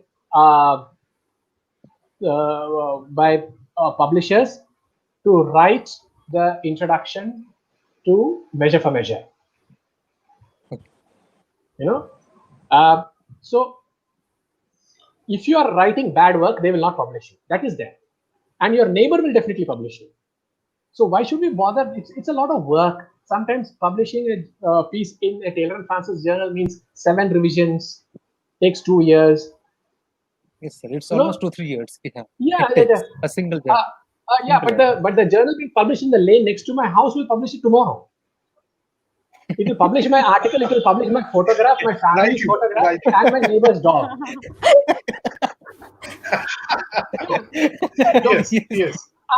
We like our ghettos. We like this little partition of this little cocoon and say, oh, they will not publish us. If you write bad work, of course they will not publish you. That is of course true. So you have to work a little harder. But then hard work is a lot of hard work, isn't it?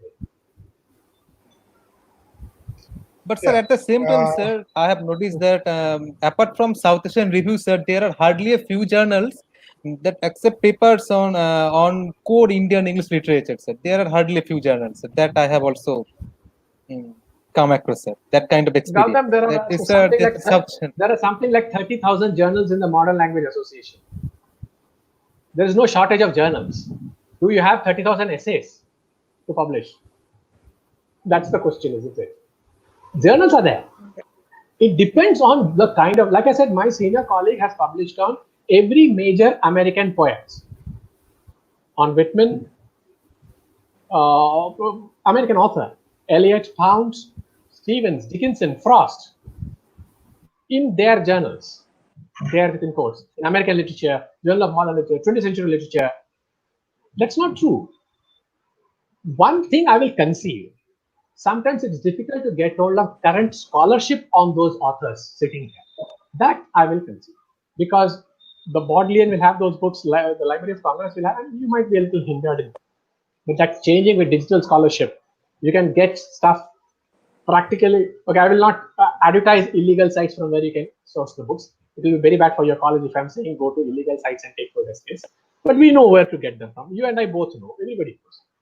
I'll not talk about it. It's possible. And people have done that. That's the point I'm making. Like my senior colleague, Professor S. Nagarajan, who started our department, wrote the introduction to the Signet Shakespeare. I mean, in the 70s and 80s, to be invited to write an introduction to Shakespeare by Signet Classics. I mean, what do you say to that? I mean, that's not, like I said, but yes, there is a problem of material, resource material. So a new review has come and you cannot get hold of the book. Those are a definite stumbling block. But I will not concede that it's not possible to publish on Western authors in Western texts. People sitting in India publish on Blake, Wordsworth, Yeats. I mean, they don't get bigger than that. On Milton. In the 70s, there is a story I will narrate to you if you are not already dying of boredom or planning to retire. When one of our senior teachers had applied for a fellowship, the fellowship committee looked at it and said, he is lying, he's fabricated his CV. According to his CV, he has published in Milton Quarterly and all that. And he teaches in a college in a city whose name you cannot pronounce. somewhere near Tirupati. So they called for the journal to verify, and he had published in those places in Milton Quarterly. His name was S. Vishwanathan, a former teacher of mine. And the people said, this man must be sent to Cambridge. The fellowship must go to him. He is working in such a small town college and he's publishing Milton Quarterly. Nobody publishes in Milton Quarterly outside of Harvard. And he did that. It takes a lot of hard work. And we are not fundamentally conditioned to do a lot of hard work. Okay. Thank you, I can Professor understand that Nayar. It was a I'm sorry, very two of you are talking at the same time. I'm getting two voices. Please. Okay. It Jyoti was a saying something. very- Nivedita was saying. Okay. Gautam, you have anything Well, to say? Nivedita, you carry on. Okay. Thank you, sir, for a very, very enriching session. And I think the discussion is even more enriching. All right. I hope it's various provocative. The various points which you are raising, we would love to have you again and talk to you again about all these things. But we are almost at the end of today's session, and we have to do the nitty-gritties need to be done. So we thank you. And now I would like to officially deliver the vote of thanks on behalf of our English department, Shidukanu Birsha University and BBTM College, Barabazar, Purulia. Gautam is from that college. So with this, with a very, very interesting last lecture, last for the present, by Professor Nayar, a well-known name, we come to the end of a 3 days, very interesting and enriching, both from the point of lectures being delivered and from the point of participation. We have over 6,000 participants if we add up the 3 days actually, and the participants are from all over the world. We thank you. We thank all the speakers for this. But first of all, I would like to thank our Vice Chancellor, Professor Deepak Kumar Kaur, who really inspired us into doing something different in this COVID-19 situation. We would like to thank Professor Devnarayan Bandopadhyay, Vice Chancellor, Bankura University, who not only agreed, despite his very busy schedule, he agreed to deliver the keynote address, and he is always behind us, standing like the Rock of Gibraltar, encouraging us to go on in all our activities. I would like to thank our registrar, Dr. Nochiketa Bandopadhyay, for taking care of the nitty-gritties again. I would like to thank our Dean of Arts, who was present over here and was a part of this conference, Professor Shonali Mukherjee. Thank you, ma'am. And all the listeners.